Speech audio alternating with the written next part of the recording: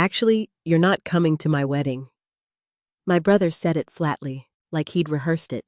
2 weeks before he married into the Hartwell family, the three of us stood in our mother's kitchen. I still had the venue contract under one arm. Mother's coffee sat cold, untouched. He wouldn't look up from his phone. Say that again? I asked. Her father was signing the investment tomorrow, and I no longer fit the picture. I smiled. He had no idea what he'd just signed away. He'd practiced this, I could tell. My brother Conrad, 46 and perpetually chasing the next funding round, had the careful posture of a man who'd rehearsed his speech in the car. His hands were steady. His voice carried the professional neutrality he used in pitch meetings. He looked at a point just past my left shoulder. I need you to understand this isn't personal, he said. Lawrence Donovan is signing the investment papers the day after the wedding. $1.2 million, Simone. This is the biggest deal I've ever closed. I sat at the kitchen table where we'd eaten cereal as children. The morning light came through the window the way it always had, catching dust in the air. My mother, Phyllis, 70 and brittle as old paper, stood by the sink pretending her coffee needed stirring. The spoon scraped against ceramic in a rhythm that would have been soothing in any other conversation. Lawrence's daughter Vivica and I are getting married 2 weeks from Saturday, Conrad continued, at Teton Ridge Estate. It's going to be intimate, carefully curated guest list, the kind of event that sets a tone for the partnership. I see, I said. And you decided this when?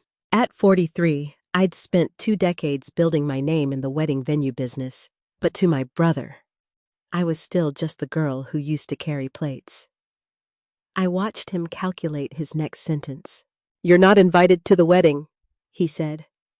The words came out smooth, like he'd buffed them to remove the sharp edges.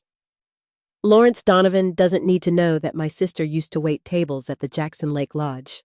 That's not the image we're building here. The kitchen smelled like my mother's coffee and the lilac soap she kept by the sink. Familiar scents. Ordinary Friday morning in Jackson, Wyoming. My brother was uninviting me to his wedding because I'd worked for a living. You understand business, Conrad added, and I almost laughed at the irony. How does a brother rehearse that sentence? Does he practice in the mirror, adjusting his tone until shame sounds like strategy? Does he time it, making sure he can deliver the blow before his sister has time to interrupt? My mother's spoon kept scraping. She hadn't looked at me since Conrad started talking. Phyllis had always been better at silence than intervention, better at pretending difficult conversations weren't happening in her kitchen. The woman who'd raised us to be polite, to think of family first, to never make scenes. She stirred her coffee and said nothing. The investment is critical, Conrad said, filling the space I wasn't giving him. Lawrence is putting $1.2 million into the venue operation company. He's connected, Simone. Country club networks, political donors, the kind of people who could make this business generational. But he's old money, old values. He has expectations about who his daughter marries. And I don't fit those expectations. You worked service industry, he said, like that explained everything. Vivica's father doesn't need to know my family history includes waitressing. It's optics. You understand optics. I understood that my brother had stood in our mother's kitchen and calculated that $1.2 million was worth more than having his sister at his wedding. I understood that he'd practiced this speech, refined it, chosen his words to make exclusion sound like business strategy. My mother's silence was somehow louder than Conrad's voice. Nothing personal, Conrad repeated. This is about building the right foundation for the partnership. Lawrence is very particular about image. His daughter is marrying into a successful entrepreneurial family, not— He stopped himself. But we both knew how that sentence ended. Not a family where the sister used to carry other people's plates. Not a family with service industry roots. Not a family that would embarrass him in front of investors who signed checks with more zeros than I'd earn in a year of managing wedding venues. The wedding is at Teton Ridge Estate, I said slowly. That's one of our properties. I know, Conrad said. That's actually perfect. You'll be working that weekend anyway, right? You can just stay behind the scenes, make sure everything runs smoothly. You're good at that. The kitchen table was old pine, scarred from decades of family dinners. I ran my finger along a groove where Conrad had carved his initials when he was 12. Our mother had been furious then, had made him sand and refinish the whole table. Now she stood silent while he carved something deeper. It's nothing personal, he said for the third time. It's just business. You understand business.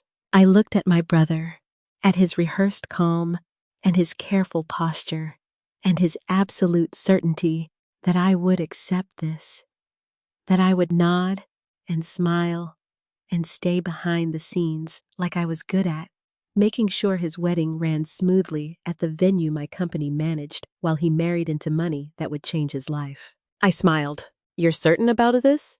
I asked. My voice came out steady, almost pleasant. You've thought it through? Conrad relaxed slightly. He'd been braced for anger, maybe tears. Calm acceptance was easier. Completely certain, he said. This is important, Simone. You understand that, right? I understand, I said. I understood perfectly. I opened my laptop before I'd even set down my bag. The drive from my mother's house to my office had taken 12 minutes. I'd spent 11 of them silent, hands steady on the wheel, radio off. Conrad had mistaken my calm for acceptance. He'd walked me to the door, relieved that his difficult conversation had gone so smoothly that his sister understood business. I understood business perfectly. My office overlooked the main street of Jackson, Wyoming, 3 blocks from the town square where tourists photographed the elk antler arches. The afternoon sun came through windows I'd cleaned myself when I first rented this space 17 years ago. I'd built my company one venue contract at a time, one wedding weekend at a time, learning that success wasn't about image, it was about documentation. I pulled up my email and started typing. Gwendolyn. Effective immediately. I am withdrawing my personal guarantee on the Whitfield Donovan wedding contract due to conflict of interest. Please assume full account management for this event. I will not be reversing this decision.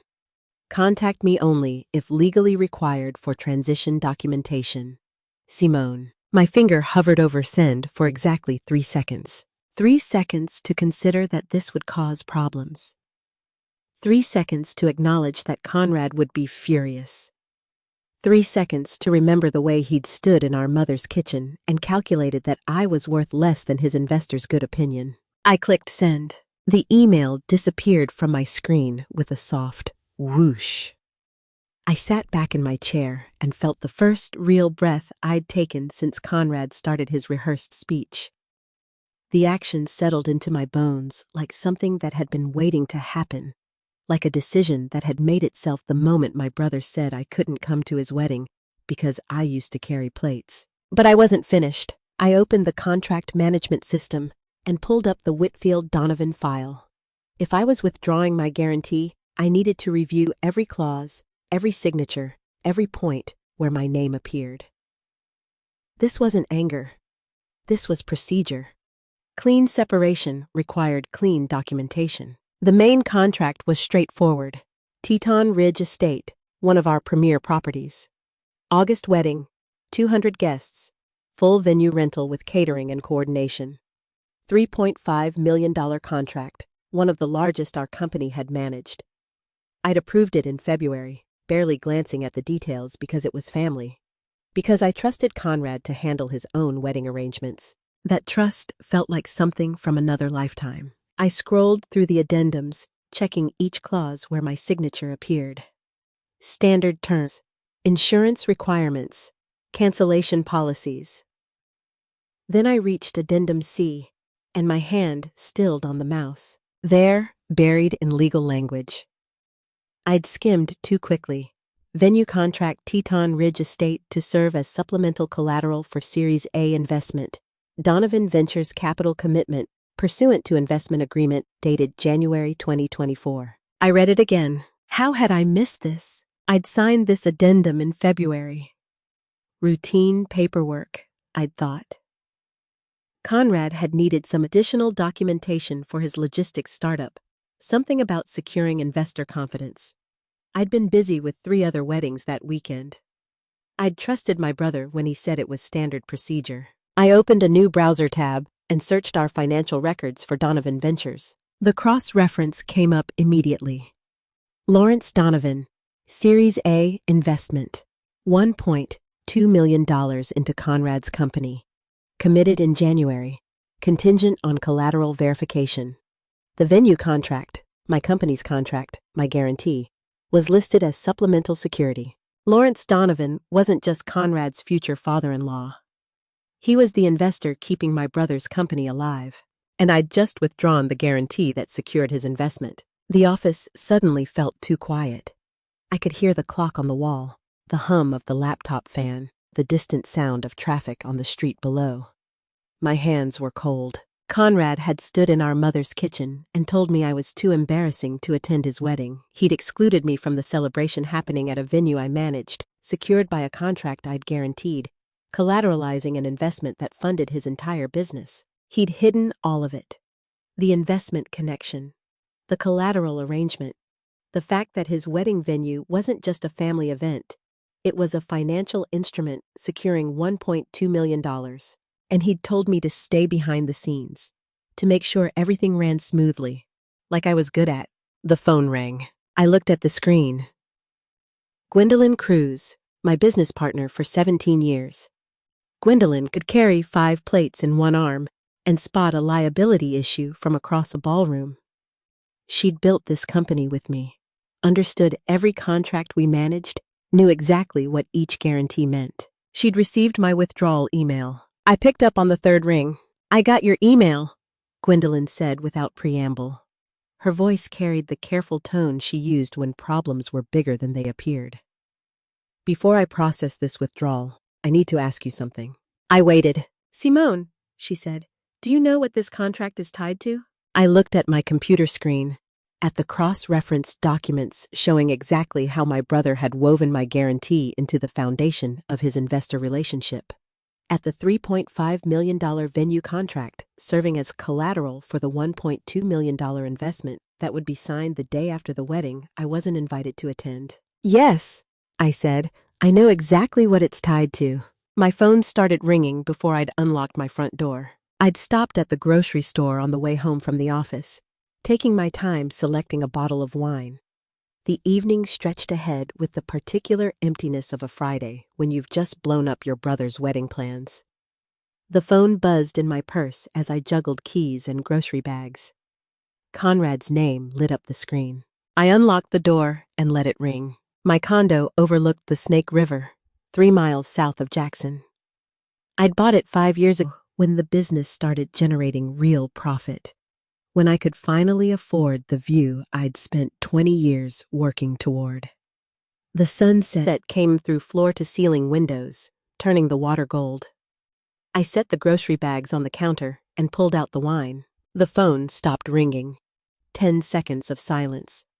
Then it started again. "Conrad, again." I found the corkscrew in the drawer where I kept it, the good one with the smooth lever action. The wine was a Malbec I'd been saving for occasion. This felt like an occasion. I poured a glass and carried it to the couch that faced the windows. The phone rang a 3rd time. I took a sip of wine and watched the light change on the river. The Tetons rose in the distance, still snow-capped in early June. I'd grown up in their shadow, spent my childhood looking at those peaks and wondering what it felt like to be that permanent, that immovable. My phone buzzed with a text. "Call me now." I set the phone face down on the coffee table. Another buzz, another text. "This isn't funny, Simone." I let it ring. The 4th call came through as a voicemail notification. I could see the preview.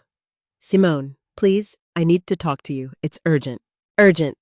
That was an interesting word choice from a man who'd told me this morning that I couldn't attend his wedding because I'd embarrass him in front of investors. Urgent suggested consequences.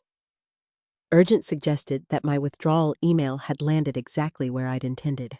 The fifth call lit up my screen at 7:32. I watched Conrad's name pulse with each ring, remembered the way he'd stood in our mother's kitchen with his rehearsed calm, his careful explanations about image and optics and business realities. The sixth call came at 7:34. I picked up. "What did you do?" Conrad's voice came through breathless, frantic, completely unrecognizable from the composed tone he'd used that morning. "Simone, what the hell did you do?"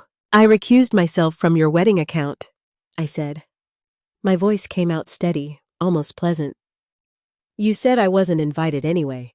Seemed like a conflict of interest to manage a venue for an event I'm excluded from."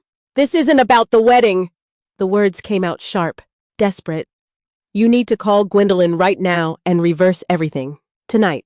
Before business hours Monday." When had I last heard my brother beg? "It's Friday evening," I said. "I'm off the clock." "Simone, I'm serious. This isn't... You can't just withdraw a guarantee like that. There are procedures, contracts. You signed documents."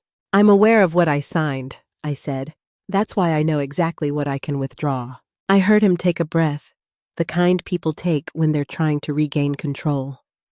When I was 12 and he was 15, Conrad had used this same technique before our championship basketball games. Breathe in for 4 counts, hold for 4, release, center yourself, find your composure. It wasn't working. "You don't understand what you've done," he said. His voice cracked on the last word. "Lawrence Donovan received an automated notification when you withdrew the guarantee. His lawyers are already calling. My lawyers are calling. Everyone is calling except you." "I'm not your lawyer," I said. "You're my sister!" "This morning, you said I was your sister who used to carry plates. Your sister who would embarrass you. Your sister who should stay behind the scenes at your wedding." The silence that followed was louder than his shouting. "I didn't mean..." He stopped himself, started over. "Simone, listen to me. If that contract isn't restored, the entire investment collapses." I set down my wine glass very carefully. "What investment?" I asked. Another silence. This one had weight. "You know exactly what investment," Conrad said finally. "Lawrence's investment, the Series A funding, the $1.2 million keeping my company alive." "The investment being signed the day after your wedding," I said slowly. "The investment you mentioned this morning when you were explaining why I couldn't attend." "Yes." "And this investment is connected to the venue contract how exactly?" "You signed the addendum," Conrad said, "in February. You know it's listed as collateral." "I signed a lot of paperwork in February," I said. "Refresh my memory. The $3.5 million venue contract for your wedding is collateral for Lawrence Donovan's investment in your company?" "Supplemental collateral," Conrad corrected, like the distinction mattered. "Look, the details don't matter right now. What matters is you withdrew your guarantee. Lawrence's lawyers are saying the collateral is compromised. They're talking about triggering review clauses. Simone, they could pull the entire deal." I picked up my wine glass again, took a sip. The Malbec was excellent. "So to be clear," I said, "you used my company's venue contract as collateral to secure investment in your company. Then you told me I couldn't come to the wedding happening at that venue because I'd embarrass you. It's more complicated than... And now that I've withdrawn my guarantee, the investment is at risk." "Yes," Conrad said. "Yes, that's exactly what I'm telling you. If you don't reverse this, the whole thing falls apart." Gwendolyn had the full file spread across my desk by the time I arrived Saturday morning. I'd spent Friday night replaying Conrad's frantic phone call, his voice cracking as he admitted the investment could collapse. I'd slept poorly, waking every few hours to stare at the ceiling and wonder exactly what I'd triggered. By 6 a.m., I'd given up on sleep entirely and driven to the office. Gwendolyn's car was already in the parking lot. She'd made coffee, the good kind, not the office pot sludge, and organized every document related to the Teton Ridge Estate contract into color-coded stacks across my desk. The overhead lights were too bright for Saturday morning. The room smelled like paper and espresso and the lemon furniture polish Gwendolyn used when she was thinking hard about problems. I need you to understand what you signed before you decide what to do next, she said without preamble. I set down my bag and took the coffee she handed me. Gwendolyn looked tired, the kind of tired that came from staying up late reading legal documents. She'd worked with me for 17 years, long enough to know when I'd done something that couldn't be undone casually. I signed this months ago, I said. I remember the stack but not the details. That's what Conrad was counting on. She pulled a chair around so we were both looking at the desk. The contracts were organized chronologically. Main venue agreement, standard addendums, insurance documentation, and then the February additions that I'd signed without close attention because I'd trusted my brother to handle his own wedding arrangements. Here, Gwendolyn said, tapping a highlighted section. Addendum C, signed February 14th, Valentine's Day, if that matters. I read the clause she'd marked. Then I read it again. How many times had I signed documents without reading every addendum? The venue contract is worth $3.5 million, Gwendolyn said. Conrad used it to secure $1.2 million from Lawrence Donovan's venture capital fund, Series A investment in his logistics startup. The wedding venue serves as supplemental collateral. I knew that part, I said. I discovered it yesterday. Did you know this part? She slid another document across the desk. Investment disclosure forms, the kind venture capitalists required before writing checks. Look at who's listed as the asset controller. I scanned the form. Found the section for collateral documentation. Read the name listed as guarantor of the Teton Ridge Estate venue contract. Whitfield Venue Operations, LLC. No mention of me. No mention that the guarantor was the groom's sister. No disclosure that the $3.5 million asset securing the investment belonged to the investor's future sister-in-law. Lawrence doesn't know I control the contract? I asked. Not according to the investment paperwork Conrad filed, Gwendolyn said. Your name appears nowhere in his disclosure documents. He listed the LLC, showed the contract value, provided enough documentation to satisfy due diligence. He never mentioned that his sister owns the company holding the collateral. I set down my coffee before my hand could shake. Conrad had hidden me from the paperwork the same way he'd hidden me from the wedding. When I withdrew the guarantee yesterday, I said slowly, what happened? Automated notification went to the bank managing Lawrence's investment escrow, Gwendolyn said. Standard procedure when collateral changes hands or status. The bank's verification team started routine checks. They discovered the guarantor relationship, that you're Conrad's sister, that you're marrying into the same family as the investor. They flagged it as undisclosed conflict of interest. Because Conrad never told Lawrence. Correct. I thought about my brother standing in our mother's kitchen, telling me I was too embarrassing to attend his wedding. Thought about him using my company's contract to secure his investors' confidence without disclosing that the asset belonged to the sister he was hiding. What happens next? I asked. Banks have to verify collateral validity before releasing investment funds, Gwendolyn said. Lawrence's lawyers are probably getting calls right now. Maybe already got them yesterday. They'll want to know why the family relationship wasn't disclosed.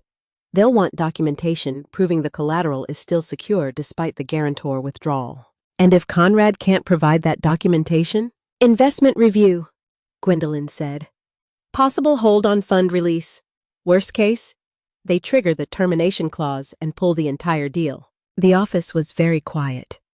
I could hear the coffee maker in the break room, still dripping. Cars passing on the street outside. The clock on the wall marking seconds in a crisis that was unfolding faster than Conrad had probably imagined when he'd buried my name in addendums. I can reverse this, Gwendolyn said. Call the bank, restore your guarantee, file corrected paperwork showing the relationship disclosure. Do it this morning before more flags go up. It might not be too late to contain this. She was giving me an exit, a way to undo yesterday's decision before it became irreversible. I could restore the guarantee, let Conrad's wedding proceed, let the investment close, let everything continue the way my brother had designed it, with me behind the scenes, unnamed, making sure his carefully constructed image didn't crack. Do you want me to? Gwendolyn asked. I looked at the documents spread across my desk. At the contract I'd signed without reading closely enough, at the disclosure forms where Conrad had made me disappear on paper before he made me disappear from his wedding. No, I said. I wanted to see who tells him the truth first. Gwendolyn nodded slowly. This is going to get worse before it gets better. I know. The truth would cost him everything he'd worked for, and I was done protecting him from it. The unknown number appeared on my screen at 2 that afternoon. I'd spent the morning with Gwendolyn reviewing every document in the Teton Ridge file, then driven home to wait. The crisis I'd set in motion wouldn't resolve itself in hours. These things took time: bank reviews, verification calls, lawyers consulting with other lawyers. I'd expected the institutional machinery to grind through at least the weekend before anyone reached out. I was wrong. The area code was local. Jackson, Wyoming. I almost didn't answer. Is this Simone? The voice was female, young, trembling with barely controlled panic. Conrad's sister? I'm sorry to call, but I don't know who else. Slow down, I said. Who is this? Vivica Donovan. We haven't met. Conrad and I are getting married in 2 weeks at your venue. Vivica Donovan, 34 and polished as her father's portfolio, according to the society pages that had announced her engagement to my brother. The kind of woman who could close deals or hide discomfort equally well, who'd been raised in country clubs and boardrooms, who probably said grace before investment committee meetings. She didn't sound polished now. She sounded terrified. What's wrong? I asked. People keep calling me. Her breath caught. About your company. About the wedding venue. About contracts and guarantees and verification procedures. I don't understand what's happening. I sat down on my couch, phone pressed to my ear, and listened to Conrad's carefully constructed world begin to crack. Who's calling you? I asked. Banks. Lawyers. I don't even know. They said they're from First Mountain Bank's collateral verification team. She was talking fast, words tumbling over each other. They kept asking about changes to the venue contract, about recent modifications to guarantor status, about relationships between parties. 6 calls in 3 hours. The banks had moved faster than I'd expected. Much faster than Conrad had probably imagined when he'd been frantically calling me Friday night. The institutional machinery didn't pause for weekends when red flags appeared in million-dollar investment files. What did you tell them? I asked. Nothing. I don't know anything about venue contracts. I just picked Teton Ridge because Conrad said his sister's company could get us a deal. Her voice went tight. I'm listed as primary contact on my father's investment documents because I work at his firm. They kept asking me questions I can't answer. I could picture her in whatever expensive condo she probably lived in. Phone buzzing with calls from strangers asking about financial instruments she'd never paid attention to because her fiancé handled the logistics. Conrad had probably told her the venue contract was simple family business. Nothing to worry about, just sign here. The same thing he'd told me in February when I signed the addendum. Simone, Vivica said, do you know what this is about? I thought about my brother standing in our mother's kitchen, explaining that I couldn't come to his wedding because I'd embarrass him. Thought about him using my company's contract to secure his investors' confidence without telling anyone, not Lawrence, not Vivica, not the banks managing the money, that his sister controlled the collateral. How long did Conrad think he could keep this buried? The venue contract is complicated, I said carefully. There are financial arrangements connected to it that go beyond the wedding. I know that now, Vivica said. The bank people kept mentioning investment collateral, supplemental security. They asked about my father's Series A funding round for Conrad's company. What did you tell them? That I'd have to check with Conrad. She took a shaky breath. But every time I tried calling him, it went straight to voicemail. He's not answering. His business partner isn't answering. My father is in California at a conference, and I don't want to worry him if this is nothing. But she already knew it wasn't nothing. I could hear it in her voice. The bank people were very polite, Vivica continued. Very professional. But they kept asking the same question in different ways, like they were testing whether my answer would change. What question? The silence that followed lasted 3 seconds. I counted them. Who actually controls that venue contract? Vivica said finally. Her voice had dropped to almost a whisper. They kept asking who actually controls it, not which company holds the title, not what the paperwork says, who controls it. I said nothing. Simone, Vivica said, do you know what they meant by that? I thought about Gwendolyn's highlighted documents spread across my desk that morning. About Conrad's name appearing nowhere in my company's ownership structure. About the disclosure forms he'd filed with Lawrence's lawyers that listed a corporate entity but never mentioned his sister. What did you say? I asked. I said I'd have to check. Her breathing was uneven now. But Simone, they asked like they already knew the answer didn't match what my father was told. Like they were giving me a chance to correct something before it became a problem. The silence between us stretched like a wire about to snap. They asked who actually controls that venue contract, Vivica whispered. And I realized I don't know. Conrad picked Teton Ridge. Conrad handled all the arrangements. But it's your company, your venue, your... She stopped. I could hear the moment she started piecing it together. The venue contract securing her father's investment. The sister who wasn't invited to the wedding. The banks calling on a Saturday afternoon asking questions that shouldn't need asking if everyone had been honest from the beginning. Simone, she said, what did Conrad tell my father about you? The call came Sunday morning from a number I didn't recognize. I'd told Vivica the truth Saturday afternoon. Conrad had uninvited me from their wedding. I'd withdrawn my guarantee in response. Banks were discovering what her fiancé had hidden. She'd gone quiet, thanked me for being honest, and hung up. I'd spent Saturday evening wondering when the next shoe would drop. It dropped at 8:43 Sunday morning. Ms. Whitfield? The voice was male, measured, carrying the calm that came from decades moving millions of dollars. Lawrence Donovan, I apologize for calling on a Sunday, but I believe we have something to discuss. I set down my coffee cup carefully. About the venue contract, I said, among other things. No anger in his voice, no accusation. Professional courtesy of one business owner calling another. My daughter mentioned you run the company that operates Teton Ridge Estate. She said you'd been more forthcoming with her than certain other parties have been with me. Lawrence Donovan, 61, had turned a single freight truck into a regional logistics empire. The kind of man who didn't invest a dollar without knowing exactly where it sat. He'd done his homework. Vivica received concerning calls yesterday, Lawrence continued. From First Mountain Bank's Collateral Verification Department. She didn't understand what they were asking, which prompted me to spend Saturday evening reviewing investment documents I thought I'd already thoroughly reviewed. And what did you find? I asked. Discrepancies, he said, or perhaps gaps would be more accurate. Information that should have been disclosed, but wasn't. I waited. Ms. Whitfield, I need to understand why you withdrew your personal guarantee on Friday. Direct, unadorned, no preamble about family dynamics or wedding politics. Just straightforward request for information from someone who'd discovered his investment was built on a foundation he hadn't fully examined. Because I have a conflict of interest with the account, I said. The account being your brother's wedding, Lawrence said slowly. For which my investment in his logistics company is partially collateralized by your company's venue contract, a family relationship nowhere mentioned in his disclosure documents. That's correct.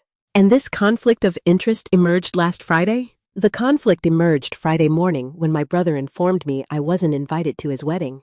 I said, I withdrew my guarantee Friday afternoon. The silence lasted perhaps 5 seconds. I could hear him processing, recalculating with new information. I see, he said finally. And Conrad knew you controlled this contract when he listed it as collateral?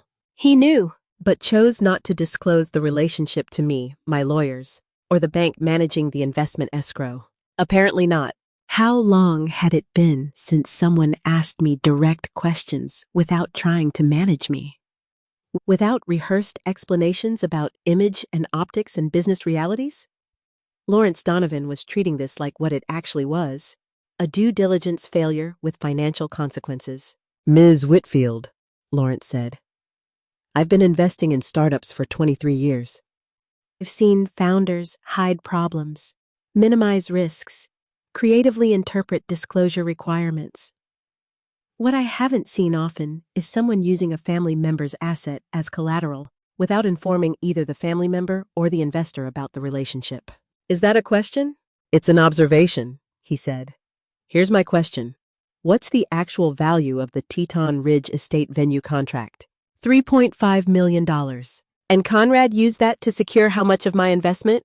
I believe your Series A round was $1.2 million. Supplemental collateral, Lawrence said. That's what the documents called it. His company's assets were primary. The venue contract was supplemental. Except now I'm learning the venue contract belongs to his sister, who withdrew her guarantee because he uninvited her from his wedding. When he said it out loud like that, the absurdity became crystal clear. Mr. Donovan, I said, why are you calling me instead of Conrad? Because Conrad's phone has been going to voicemail since yesterday afternoon, Lawrence said. And because in 24 hours since your guarantee withdrawal triggered bank review, I've learned more about the actual structure of this collateral arrangement than I apparently learned in 3 months of due diligence. Conrad's very good at managing what people see, so I'm discovering. He paused. Ms. Whitfield, I don't make investment decisions based on incomplete information. I'd like to meet with you, in person, tomorrow, if your schedule allows. Not Conrad? I asked. You control the collateral, Lawrence said simply. That makes you the person I need to speak with. For the first time since Friday morning, someone was treating me like the professional I actually was. My office is in Jackson, I said. I can meet tomorrow afternoon. 2 o'clock? That works. Good. I heard papers rustling. I should mention, I haven't told Conrad I'm calling you, or that I'm requesting this meeting. Given the disclosure gaps, I'd prefer to understand the full situation before having conversations with him about it. You're cutting him out of the loop, I said. I'm speaking directly with the person who controls an asset worth 3 times my investment, Lawrence corrected. That's not cutting anyone out. That's basic due diligence I should have done 3 months ago. He gave me his direct number and email, confirmed my office address, and wrapped up the call with the efficiency of someone who'd already moved on to solving the problem. Ms. Whitfield, he said before hanging up. I think we should meet in person. I suspect there's more to this story than what appears in the bank's collateral files. Conrad walked past my assistant without stopping Monday afternoon. I'd spent the morning preparing for my 2 o'clock meeting with Lawrence, reviewing every document related to the venue contract and investment structure. I wanted facts organized, timeline clear, nothing left to interpretation. Lawrence had called Sunday requesting truth. I intended to provide it. Conrad arrived at 1:15. I heard my assistant's startled voice in the hallway. Sir, you can't just... And then my office door opened. My brother stood in the doorway looking worse than I'd ever seen him. His suit was rumpled, shirt collar askew. Dark circles shadowed his eyes. The polished startup founder who'd stood in our mother's kitchen explaining image management had been replaced by a desperate man watching his company dissolve in real time. He closed the door behind him. We need to talk, he said. Now. You could have called first, I said. Would you have answered? I didn't respond. We both knew the answer. Conrad sat in the chair across from my desk without invitation. His hands were shaking slightly. I'd never seen my brother shake. Lawrence Donovan called you, he said. Not a question. Statement of fact delivered with barely. He called you directly, without telling me. Set up a meeting with you behind my back. He's your investor, I said, not your employee. He can call whoever he wants. You're my sister. Last Friday you made it very clear what kind of sister you think I am. I thought saying sorry would be enough. I'm sorry about Friday morning, Conrad said, the words coming out rushed. I handled it badly. The wedding invitation thing. I should have approached it differently. But Simone, you're destroying everything I've built. Over a wedding invitation. Do you understand what you're doing? I looked at him across my desk. At the brother who'd spent 3 days trying to manage this crisis the same way he'd tried to manage me, with careful positioning, strategic framing, appeals to family loyalty when logic failed. I withdrew a personal guarantee from a business account, I said. That's standard practice for conflict of interest. Don't give me corporate speak. His voice rose. You're doing this because you're angry I didn't invite you to the wedding. You're punishing me by sabotaging my company. I'm following proper business protocols. This isn't business. Conrad stood up, started pacing. This is family. This is you and me. You can't just... Simone, the investment is falling apart. Lawrence's lawyers are asking questions I can't answer. The bank flagged the collateral for review. Vivica is asking why I never told her about you. My entire Series A round is imploding because you decided to withdraw a guarantee over hurt feelings about a wedding. How many times had I watched him mistake apology for accountability? Sit down, I said. He stopped pacing, looked at me, sat. You're right that this started with the wedding, I said. You told me Friday morning I couldn't attend because my working-class background would embarrass you in front of Lawrence Donovan. You said I should stay behind the scenes at the venue my company manages. Make sure everything runs smoothly, like I'm good at. You explained image management, I said. You explained optics. You explained that $1.2 million was more important than having your sister at your wedding. Conrad's jaw tightened. That's not fair. What's not fair? I said, my voice still calm, still level.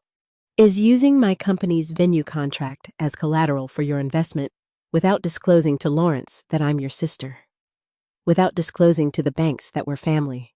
Without disclosing to anyone that the asset securing your funding belongs to the woman you excluded from your wedding for being too embarrassing. The disclosure was, it was technically compliant. The LLC was listed. The contract value was accurate. But my name wasn't anywhere, I said. Was it? He looked away. You hid me from the wedding and you hid me from the paperwork, I said. Same reason both times. You didn't want Lawrence knowing your sister used to carry plates. The silence stretched between us. Outside my office window, I could see Main Street traffic, tourists walking toward the town square. Ordinary Monday afternoon in Jackson. This is family, Conrad said finally. You need to separate that from business. Whatever happened Friday morning, whatever I said, you can't let personal feelings destroy a legitimate business arrangement. I'd been waiting for this. The pivot. The reframe. The argument that I was the one confusing family and business, that I was the one letting emotions override professional judgment. You made this business when you collateralized my contract without telling me, I said. Conrad stared at me. You turned family into business the moment you used my professional asset as your personal resource. I continued. Without my knowledge, without disclosure to your investor. You crossed that boundary first, Conrad. I'm just responding with the same business protocols you should have followed from the beginning. That was just paperwork, he said. This is real consequences. The silence that followed was the sound of him finally understanding. Yes, I said, these are real consequences for treating your sister's business as something you could use without permission.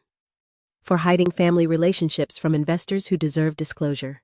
For thinking you could manage me the same way you manage your pitch decks. He stood up slowly. Lawrence is meeting with you at 2, he said. Not a question. Yes. What are you going to tell him? Conrad left my office at 1:45, 20 minutes before Lawrence was scheduled to arrive. I'd given him no promises, no reassurances, just the truth he'd been avoiding. He'd crossed the family business boundary first. Vivica called at 6:30 that evening. The conference room at First Mountain Bank was smaller than I expected, she said without preamble. Her voice was tight, controlled in a way that suggested she'd been crying earlier and was determined not to start again. They called me in for a meeting, official, with their collateral verification officer. I set down the contract I'd been reviewing and gave her my full attention. When? I asked. This evening. I just left. She took a shaky breath. Simone, they had everything. Documents, corporate records, a complete file spread across the conference table like evidence in a criminal case. Karen Hartley, the bank's collateral verification officer, had the methodical precision of someone who'd spent 20 years ensuring numbers matched reality. That's what Vivica told me later, describing the woman who'd systematically dismantled Conrad's careful deception. She thanked me for coming in, Vivica said. Professional, polite. Then she said they had discrepancies they needed to clarify regarding my father's investment collateral. What did you tell her? That I'd help however I could, but I wasn't sure how much I knew about technical details. Vivica's voice went flat. She said that was part of what they needed to discuss. His sister. That's what the bank officer had told Vivica. Not a business associate, not a venue coordinator. His sister. She went through it all, Vivica continued. The Teton Ridge Estate venue contract, $3.5 million. Partial collateral for my father's investment in Conrad's startup. Controlled by you, Simone Whitfield, managing partner of the venue operations company. And then she asked if I was familiar with you. Vivica's laugh came out bitter. I said I'd heard the name, thought you were Conrad's family, and she said, her voice cracked. She said you're his sister, which makes this an undisclosed family relationship securing my father's investment, a significant concern for their institution. I could picture it. The bank officer's calm delivery. The documents laid out in chronological order. The corporate registrations showing my name. The venue contract showing my signature. The investment disclosure forms showing nothing. How many times had Conrad steered conversations away from my actual role? She showed me everything, Vivica said. The venue contract with your company's name. The investment documents Conrad filed with my father's lawyers. Corporate registration showing you as managing partner. Public records showing you and Conrad share parents. She'd done a complete background check once the guarantee withdrawal flagged the collateral for review. What did Hartley say exactly? I asked. She said, Vivica spoke slowly, like she was reading from notes, that her institution has a fiduciary responsibility to verify collateral securing investments. When your guarantee withdrawal triggered automatic review, their research revealed family relationships not disclosed in the original investment documents. She asked if I could explain why Conrad's disclosure forms listed a corporate entity but never mentioned his sister controlled that entity. And you said? I said I didn't know. Vivica's voice dropped to almost a whisper. Because I didn't, Simone. I had no idea. She asked if Conrad ever mentioned you in connection with the venue contract, if he'd introduced us, if I knew you existed. The silence stretched between us. I met you once, Vivica said finally. At a family dinner in April, Conrad introduced you as someone who worked in the wedding industry. Said you'd helped us get a good rate at Teton Ridge. Then he changed the subject before you could say more than hello. I remembered that dinner. Brief introduction. Conrad's hand on Vivica's back, steering her toward other family members. The way he'd positioned himself between us for the rest of the evening. He never said you were his sister, Vivica continued. Never mentioned your name when we were doing wedding planning. When we picked Teton Ridge, he said his family had connections in the industry. Not, my sister owns the company. Just connections. Did you tell Hartley that? Yes. She took a shaky breath. I told her everything I could remember. Every conversation about the venue, about the investment, about wedding planning. She took notes, asked clarifying questions. Then she showed me one more document. What document? Investment disclosure checklist. The form Conrad's lawyers filed with the bank. There's a section asking about family relationships and collateral structure. Conrad checked none, signed it, dated it February 18th. The papers in front of me documented a deception I'd never thought to question. That's what Vivica had said, staring at the bank officer's carefully organized file. She'd trusted Conrad, trusted his family. Never imagined she needed to verify that his sister existed, controlled millions in assets, and had been systematically hidden from both her and her father. His family never told me this, Vivica said now, her voice hardening. Your mother was at that April dinner. Your brother introduced us. She smiled and asked about wedding planning. Never mentioned you were his sister. Never mentioned you owned the venue. Everyone just went along with it. I wasn't invited to the wedding, I said quietly. I know that now, Vivica said. Hartley asked if you were on the guest list. I said I'd have to check. Then I checked. Your name isn't anywhere in our wedding planning documents. Not as a guest, not as a vendor, nowhere. Did you tell your father? Not yet, Vivica said. Hartley said the bank needs to complete their review before making recommendations. She'll be contacting him directly tomorrow. But Simone, I need to call him. Tonight, before the bank does. Vivica was already seated when I arrived at the coffee shop Tuesday evening. She'd texted that morning asking to meet. Her message carefully worded. I need to speak with you privately before I talk to my father. Can we meet somewhere neutral? I'd suggested the coffee shop 3 blocks from my office, the one tourists usually passed by in favor of more Instagram-worthy locations. She'd ordered coffee for both of us. Mine sat across the table, still steaming. Hers was untouched, her hands wrapped around the cup like she needed something to hold. She looked exhausted. Not the polished professional I'd heard described in society pages, but a woman who'd spent the night realizing how thoroughly she'd been kept in the dark. Thank you for meeting me, Vivica said. I wasn't sure you would. I sat down and pulled my coffee toward me. The shop smelled like espresso and cinnamon, the late afternoon quiet broken only by the hiss of the milk steamer. You said it was important, I said. It is. She looked down at her coffee. I need to tell you something I should have said a long time ago. I waited. I talked to my father last night, Vivica said. After the bank meeting, after I called you, I told him everything Karen Hartley showed me, about you being Conrad's sister, about the undisclosed relationship in the collateral structure, about the guarantee withdrawal. How did he take it? Better than Conrad probably hoped. She took a breath. He asked me the same question the bank officer did, whether I'd known, whether Conrad had ever mentioned you in connection with the venue contract or the collateral arrangement. What did you tell him? The truth. Vivica finally looked at me directly. That Conrad introduced us once, that he never said you were his sister, that I had no idea you controlled the assets securing my father's investment. She'd known all along. But that's not entirely true, Vivica continued. Her voice was steady now, like she'd rehearsed this part. I didn't know about the collateral arrangement. I didn't know about the investment disclosure, but I knew Conrad didn't want you at the wedding. The coffee shop suddenly felt too small. Not completely excluded, Vivica said quickly.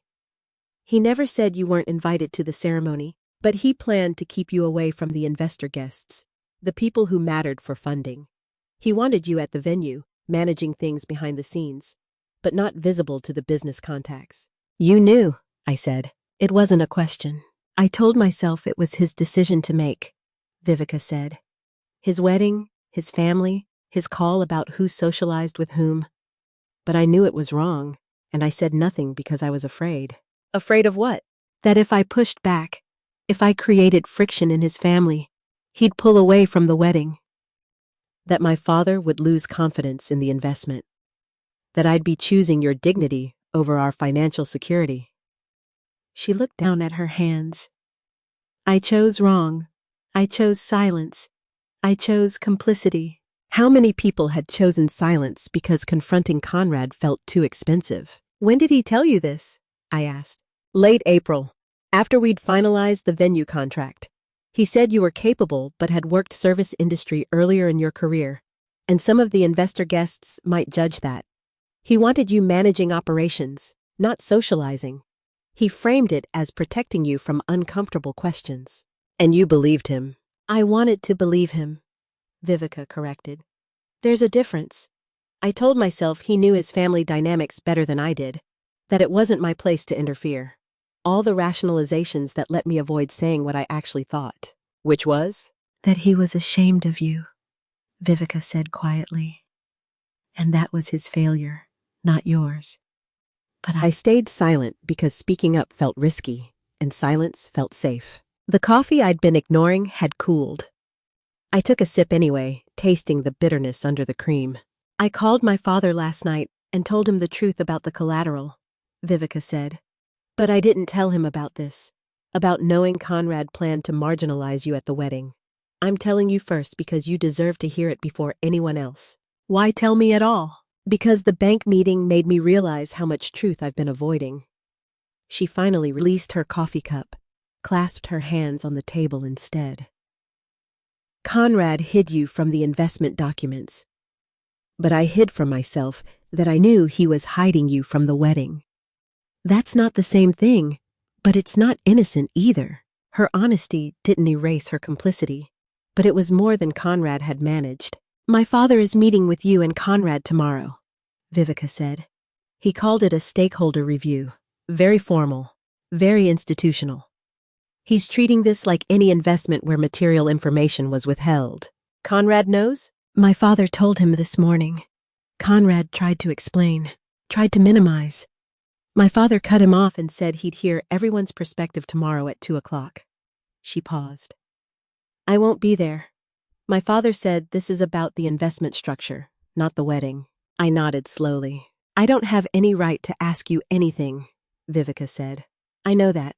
I stayed silent when I should have spoken up. I chose financial security over doing what was right. No, I said. You don't. But I'm asking anyway. She looked at me steadily. What are you going to do? I didn't answer Vivica's question Tuesday evening. I told her I needed to think, thanked her for her honesty, and left the coffee shop with her confession, weighing against everything else I'd learned about how many people had chosen silence over speaking up. My mother called Wednesday morning with the voice she used for managing problems. Simone, honey, Phyllis said before I'd even finished saying hello. I think we all need to take a breath and let things settle down. I was at my desk reviewing contracts for a wedding weekend 2 months out. Normal work, ordinary business, the kind of thing that had filled my days before my brother turned my professional life into collateral without mentioning it. What things, Mom? I asked. All this tension with Conrad. Her voice carried the practiced calm of someone who'd spent 43 years smoothing over conflicts she never directly acknowledged. The wedding is in less than 2 weeks, and this isn't helping anyone. I set down my pen. What specifically isn't helping? I asked. You know what I mean. This business with the venue contract, the guarantee situation, Lawrence calling meetings, banks asking questions. She paused. Conrad's trying to start his life with Vivica, fresh start, young couple, important father-in-law who's investing in their future. Can't we get past this? She still wasn't on my side. I'd known it Friday morning when she stood silent at the sink while Conrad explained why I couldn't attend his wedding. But hearing her call a week later, not to ask how I was feeling or whether I was okay, but to ask me to make this easier for Conrad, that was different. That was choosing him again, explicitly, after everything that had come to light. Get past what? I asked. You know how Conrad gets when he's stressed, Phyllis said. He didn't mean anything by it. He was just trying to manage a complicated situation. He told me not to come to his wedding because I used to wait tables, I said. He said I'd embarrass him in front of his investor father-in-law. That's not stress management, Mom. He's worried about making a good impression, Phyllis interrupted. You understand business. You know how important image is in these situations. Can't you just fix the venue situation? Restore the guarantee? Let everyone move forward? I listened to my mother ask me to fix the problem my brother had created by treating my business asset as his personal resource. You were there, I said. Friday morning, in your kitchen. You heard what he said to me. I heard a family conversation that got too heated, Phyllis said. I heard Conrad making decisions about his wedding that maybe he didn't communicate as well as he could have. But Simone, you're an adult. You know families are complicated. You know sometimes we have to be the bigger person. How many times had I been asked to be the bigger person when Conrad was in the wrong? I thought about Vivica's confession Tuesday evening, about her admission that she'd known Conrad planned to marginalize me at the wedding and stayed silent because speaking up felt too expensive. My mother had been at that April dinner where Conrad introduced me as someone who worked in the wedding industry without mentioning I was his sister. She'd smiled and asked about centerpieces while Conrad steered the conversation away from my actual role. She'd known. Maybe not all of it, maybe not the collateral arrangement, but she'd known enough. The venue situation, I said slowly, isn't something I can just fix. Conrad used my company's contract as collateral for Lawrence's investment without telling me, without disclosing our relationship to the bank or the investor. That's not a family disagreement, Mom. That's a legal and ethical problem. I'm sure there's some explanation, Phyllis said. Her voice had shifted, less placating now, more uncertain. Conrad wouldn't deliberately. He's your brother, Simone. He loves you. Did you know? I asked. The silence lasted 3 seconds too long. Know what? Did you know Conrad was hiding this from me? From Lawrence? That's between you and your brother. Phyllis's voice had gone tight. I don't get involved in business matters. You know that. I've never understood all the corporate arrangements and investment structures. This isn't complicated corporate structure, I said. This is, did you know your son was using your daughter's business as collateral without telling her? Simone, I really don't think. You were standing right there when he told me not to come to the wedding, I said. That's not business, Mom. I have to go, Phyllis said abruptly. I have an appointment. We can talk about this later when everyone's calmer. Mom! Later, honey. Just please think about what I said. About being the bigger person. About family.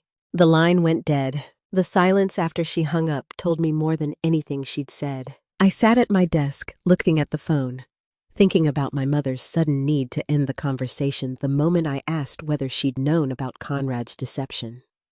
Not deflection. Not more evasion. Immediate exit. She'd called to manage me, not to support me. Called to ask me to fix Conrad's mess, not to acknowledge he'd made one. And when I'd asked a direct question about what she knew, she'd hung up. I thought about the way she'd defended Conrad for 46 years. The way she'd always found explanations for his choices, always asked me to understand his perspective, always positioned his needs as more urgent than mine. I'd assumed it was simple favoritism, maternal preference for a son over a daughter. But her panicked exit from this morning's call suggested something more specific, something she couldn't afford to have examined too closely. My mother's abrupt hang-up Wednesday morning left me with a question I couldn't shake. What was she hiding about Conrad's deception that made her panic when asked directly? I didn't have time to chase that answer. Lawrence had scheduled Thursday's meeting with the efficiency of someone who'd made decisions about millions before breakfast. Donovan Ventures occupied the top floor of a glass tower overlooking Jackson Hole. I arrived 15 minutes early and spent them in the lobby studying the understated wealth surrounding me. Original Western art on walls that probably cost more than most houses. Views of the Tetons framed like corporate philosophy. The quiet hum of power that came from money so established it didn't need to announce itself. The receptionist who escorted me to the elevator had the polished courtesy of someone trained to make billionaires feel comfortable. She smiled and said Lawrence was expecting me. The elevator opened directly into the executive suite. Lawrence met me in the reception area, hand extended, greeting cordial but formal. He wore a suit that looked effortless in the way only expensive tailoring achieved. His handshake was firm, brief, professional. "Thank you for coming, Ms. Whitfield," he said. "I appreciate you taking this seriously." "You're the one with $1.2 million at stake," I said. "I take that seriously."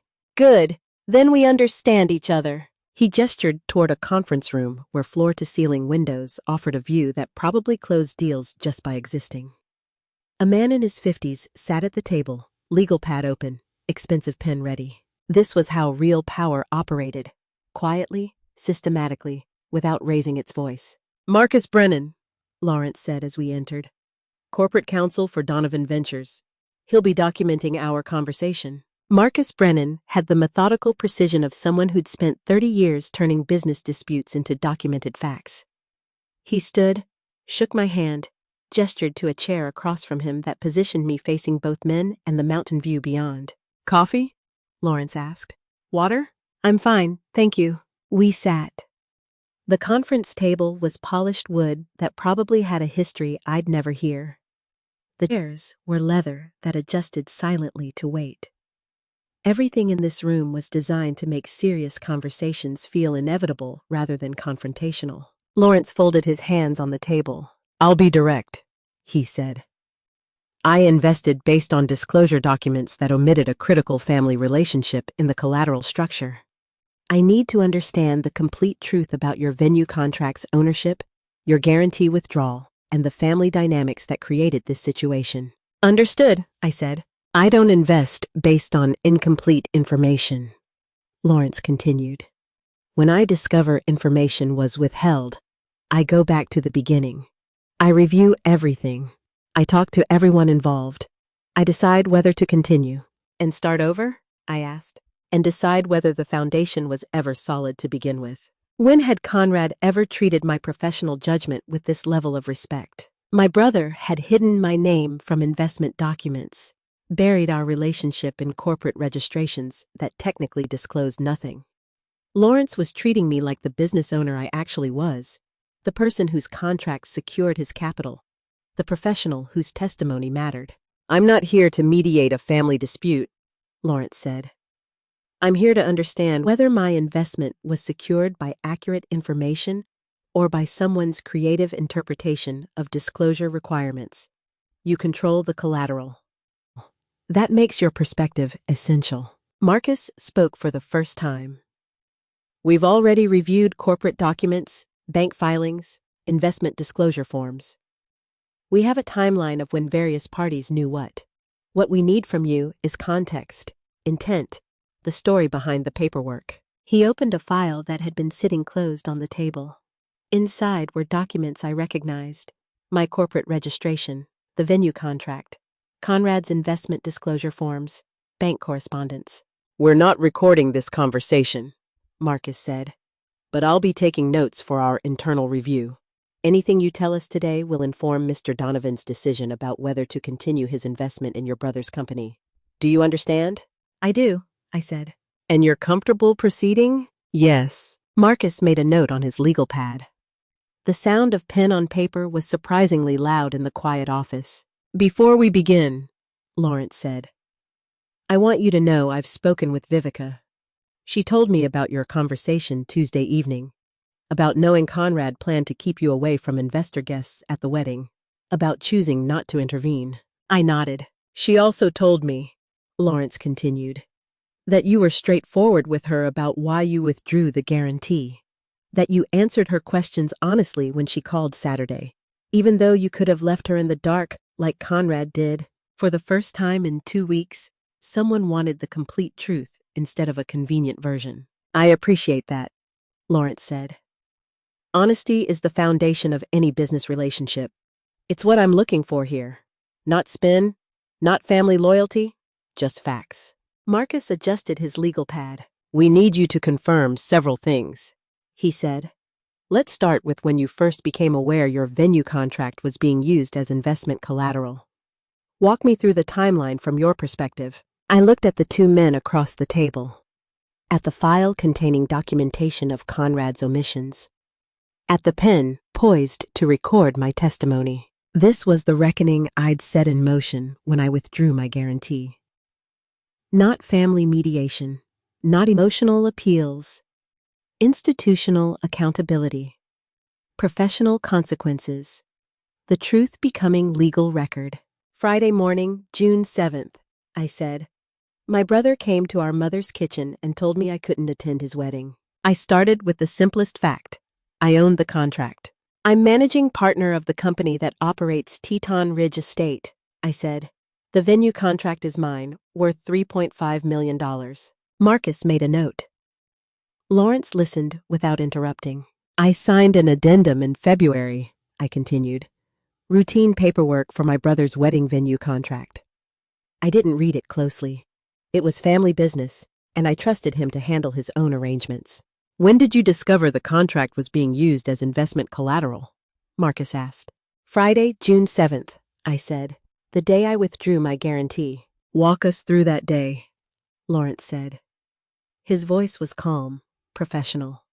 Start from the beginning.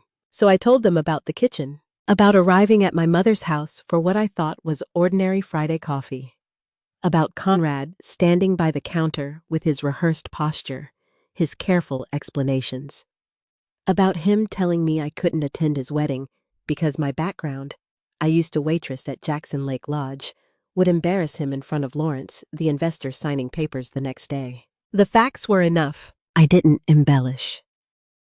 Didn't describe my mother's silence, or the way Conrad had made shame sound like strategy.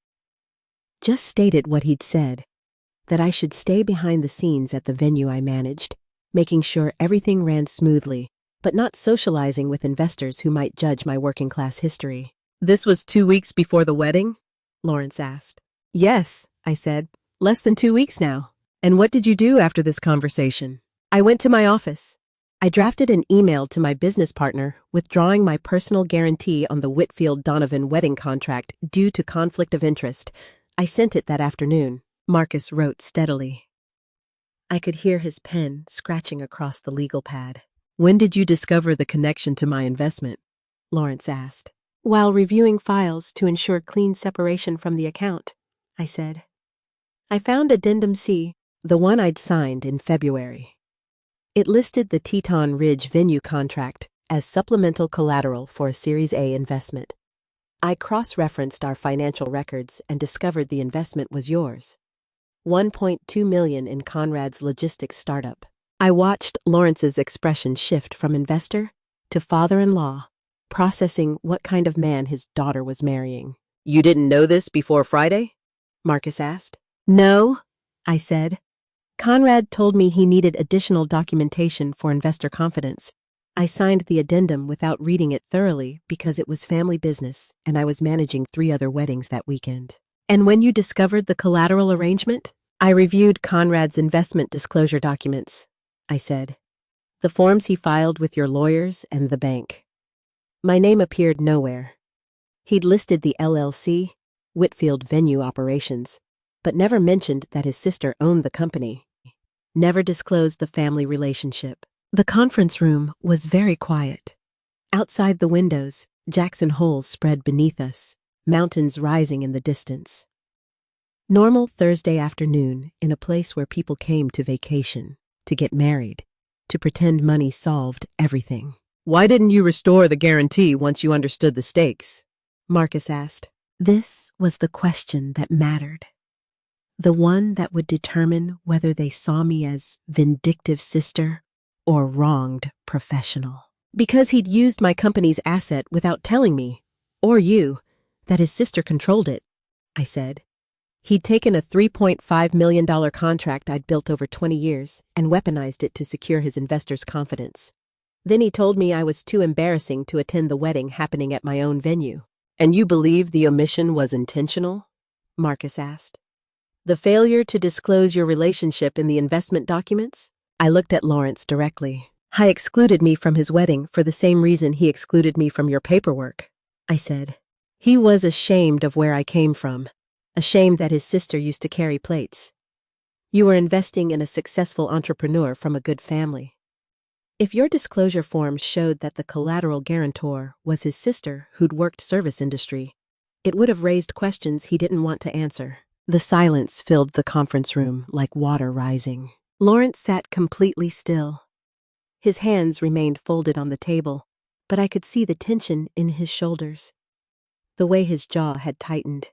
He was processing not just the disclosure failure, but the reason behind it. His daughter was marrying a man who'd hidden his sister's working-class background while secretly using her success to secure investment. Who'd excluded her from family celebration while exploiting her professional asset. Who'd lied by omission to everyone, his sister, his investor, the banks, because shame felt more manageable than honesty. Marcus glanced at Lawrence, pen still poised over his legal pad. The silence stretched. I'd laid it out as simply as I could. The kitchen exclusion, the hidden collateral, the omitted disclosure, the systematic concealment that revealed character rather than strategy. Lawrence looked at the documents spread across the conference table, at Marcus's notes, at the corporate records showing my ownership, Conrad's omissions, the timeline that made deception look deliberate. He sat silent for a long moment before responding. Lawrence picked up his phone and called Conrad's number. "I need you at my office," he said. No greeting, no explanation. "Immediately." I heard Conrad's voice through the speaker, tinny and uncertain. Is everything okay? I thought we were meeting next week to— Now, Conrad, Lawrence said. We have questions about your investment disclosure documents. He hung up. Marcus closed his legal pad and set it aside. Lawrence folded his hands on the conference table and waited. The silence in the room felt deliberate, prepared. They'd heard my testimony. Now they wanted Conrad's response. Conrad arrived 28 minutes later. I heard him in the reception area, his voice carrying that careful friendliness he used with important people. The receptionist must have directed him straight to the conference room because the door opened moments later. He stopped in the doorway. His expression shifted from confused to alarmed in the space of a breath. He'd expected a private conversation with Lawrence, maybe Marcus as witness. He hadn't expected me. Or the documents spread across the conference table like evidence at trial. Sit down, Conrad, Lawrence said. Conrad's eyes moved from me to Marcus to the papers documenting his omissions.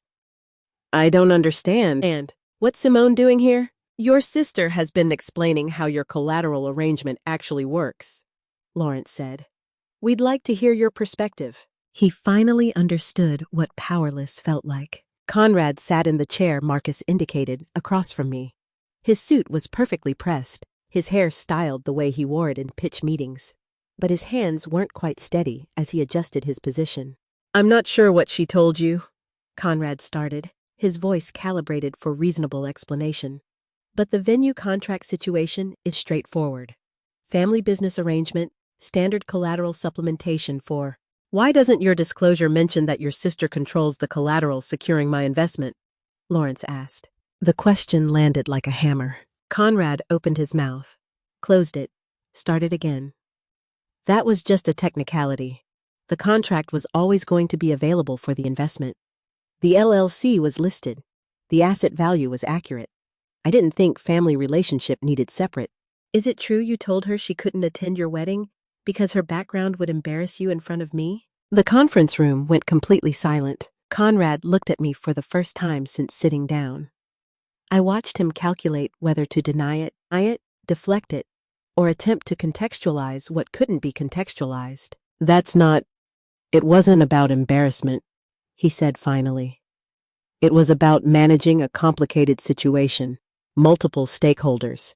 Vivica's family has certain expectations about— I'm one of those stakeholders, Lawrence said. His voice hadn't risen, didn't need to.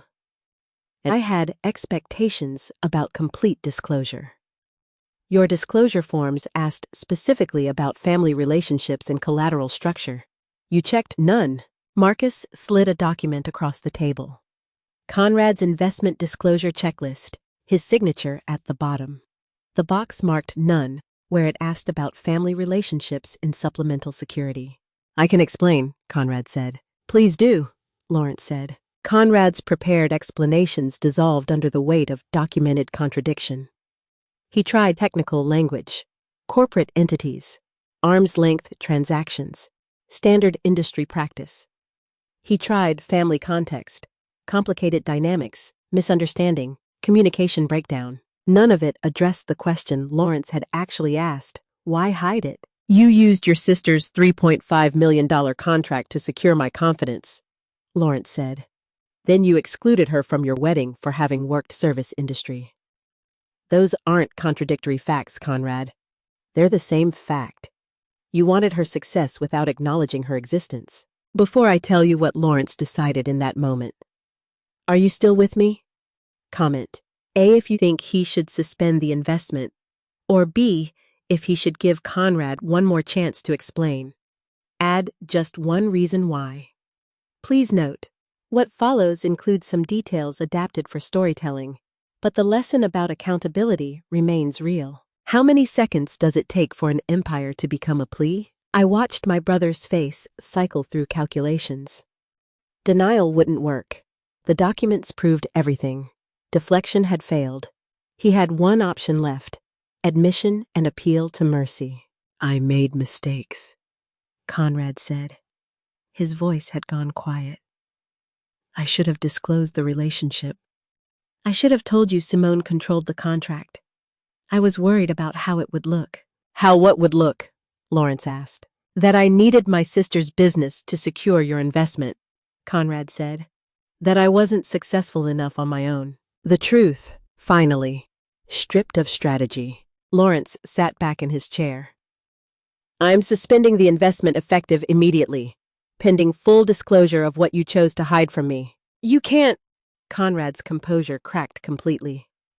The company needs that capital by end of quarter or we. Then I suggest you start being honest about who actually controls your collateral, Lawrence said.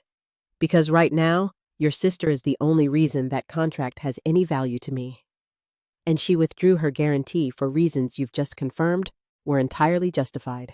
Conrad turned to look at me. The man who'd excluded me from his wedding was now begging me with his eyes. His expression had transformed completely. No residual contempt, no subtle dismissiveness, just naked desperation from someone who'd finally realized that the power he'd tried to hide was now his only hope. Simone, he said.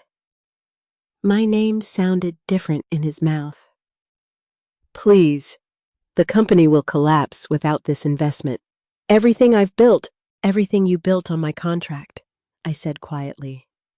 While telling Lawrence I was too embarrassing to acknowledge. He looked at me not with contempt, but desperation. The wedding, originally 2 weeks away, would need to wait for the investment crisis to resolve first. Nobody said it aloud, but everyone in that room understood the timeline had just changed. I left Lawrence's office Thursday afternoon with Conrad's desperation burned into my memory. The power reversal was complete. The brother who'd excluded me from his wedding now needed me more than anyone. The email arrived Friday at 2:15. Subject line, Your brother Conrad. You deserve to know the truth. I almost deleted it. Spam filters missed strange things, but something about the phrasing made me open it instead. Ms. Whitfield, my name is Dwight Blanchard. You don't know me, but I was Conrad's business partner 5 years ago in his first startup. I've been hearing through industry contacts about recent difficulties with his current venture and your venue contract guarantee. What you're experiencing isn't new. Conrad did this before to me. I have documentation you need to see. Can we meet today? I'm in Jackson. Who was this man? And how did he know what was happening? I pulled up LinkedIn.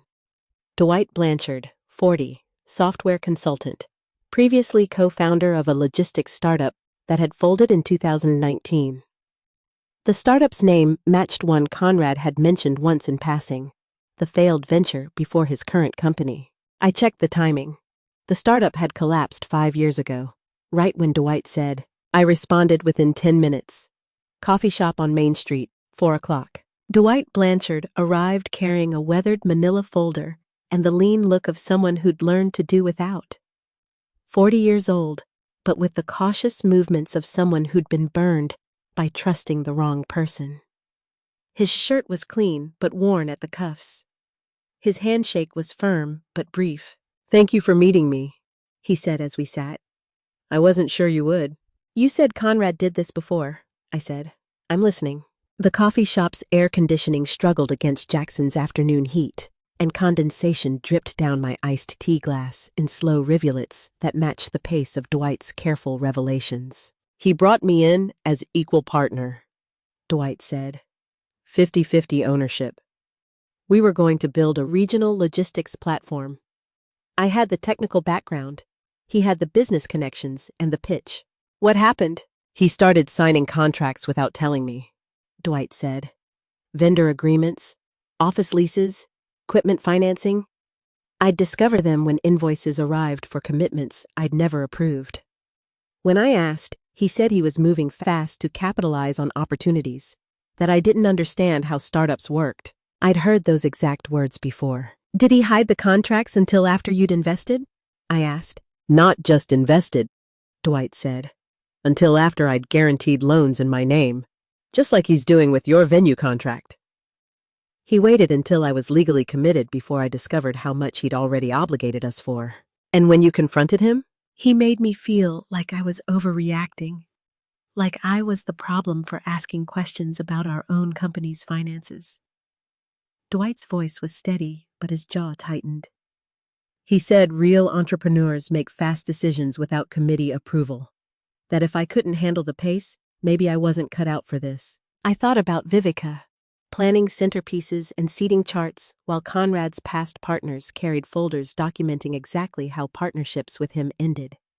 She didn't know she was marrying a pattern. How did it end? I asked.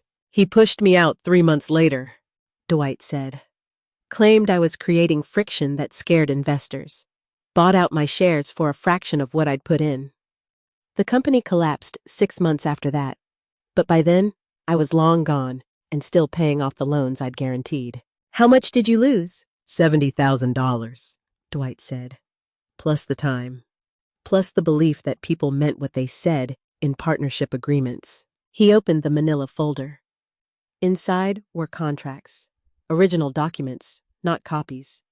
Yellowed slightly at the edges, but perfectly preserved. These contracts have Conrad's signature and dates, Dwight said, spreading them across the table. He signed them 2 months before telling me the company needed emergency capital. 2 months of hiding binding commitments while I thought we were operating transparently. I looked at the documents. Vendor contracts, office leases, equipment financing agreements, all bearing Conrad's signature. All dated weeks or months before the capital calls Dwight described. Why are you giving these to me? I asked. Because when he tells your family you're being unreasonable, you'll need proof you're not, Dwight said. Keep these. I made copies for my records, but you should have the originals. How did you know about my situation? Industry networks, Dwight said. I still have contacts in regional logistics. Word travels when someone suspends a major investment. When I heard Conrad Whitfield's name attached to venue contract issues, I did some research. Found out you were his sister. Realized he was doing it again. Dwight's hands were steady as he pushed the contracts toward me, but I noticed the worn cuffs of his shirt. The kind of detail you don't see on people whose business partnerships ended well. You didn't have to do this, I said. Yes, I did, Dwight said. Because 5 years ago, nobody warned me. Nobody told me Conrad had a pattern. I lost everything thinking I was the problem. If these documents help you understand you're not crazy, you're not overreacting, you're not the villain in your own family story, then they're worth more now than they ever were sitting in my file cabinet. I left that coffee shop with a folder that told a story my brother had spent 5 years trying to bury. Dwight's contracts didn't just validate my suspicions. They proved this was who Conrad was. Systematically, deliberately.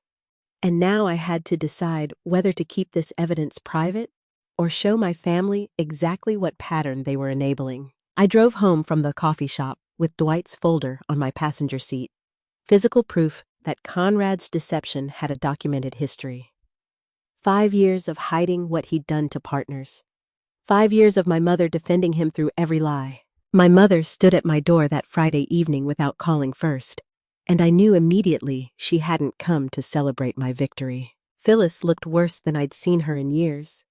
Her makeup was smudged like she'd been crying, her hands twisted together in that nervous gesture she'd developed when my father died. She stood on my doorstep looking fragile in a way that would have made me soften a week ago. Not tonight. Can I come in? She asked. Please? I stepped aside and let her enter. She walked into my living room like she was approaching a courtroom. Sat on the couch without invitation. Looked at me with eyes that carried something heavier than the usual maternal disappointment. I know you think I've always chosen him over you, Phyllis said. You're right, but you don't know why. If this is another speech about family unity, I said, I've heard enough. It's not. She took a shaky breath. It's about something I did to you, something I've hidden for 5 years. I set Dwight's folder on the coffee table between us, contracts visible through the clear sleeve, and watched my mother's eyes register what I now knew about her son. What did you do? I asked. Phyllis looked at the folder. At the contracts, I could see through the plastic. At the evidence of Conrad's pattern that she'd helped him hide. You had that savings account from your first business sale, she said. $58,000. You'd put it away for future expansion. You were traveling for work that spring, managing venues in 3 states. You'd given me old authorization papers in case of emergency. Medical decisions, that kind of thing. But the papers included financial access from when you were younger. My hands went cold. Conrad's first startup needed capital, Phyllis continued. Her voice was barely above a whisper. He'd already invested everything he had. Dwight was asking questions about cash flow. Conrad came to me desperate. Said he just needed a bridge loan until the next funding round. How much did you take? I asked. The silence lasted 3 seconds. $47,000, Phyllis said. I was going to put it back within 6 months, before you even noticed. Conrad promised the funding round was coming through. He said it was just timing. Dwight's testimony echoed in my memory. Conrad telling him the company needed emergency capital, making it sound urgent, necessary, temporary. Then Dwight left, Phyllis said. The startup collapsed. The funding round never materialized. The money was just gone.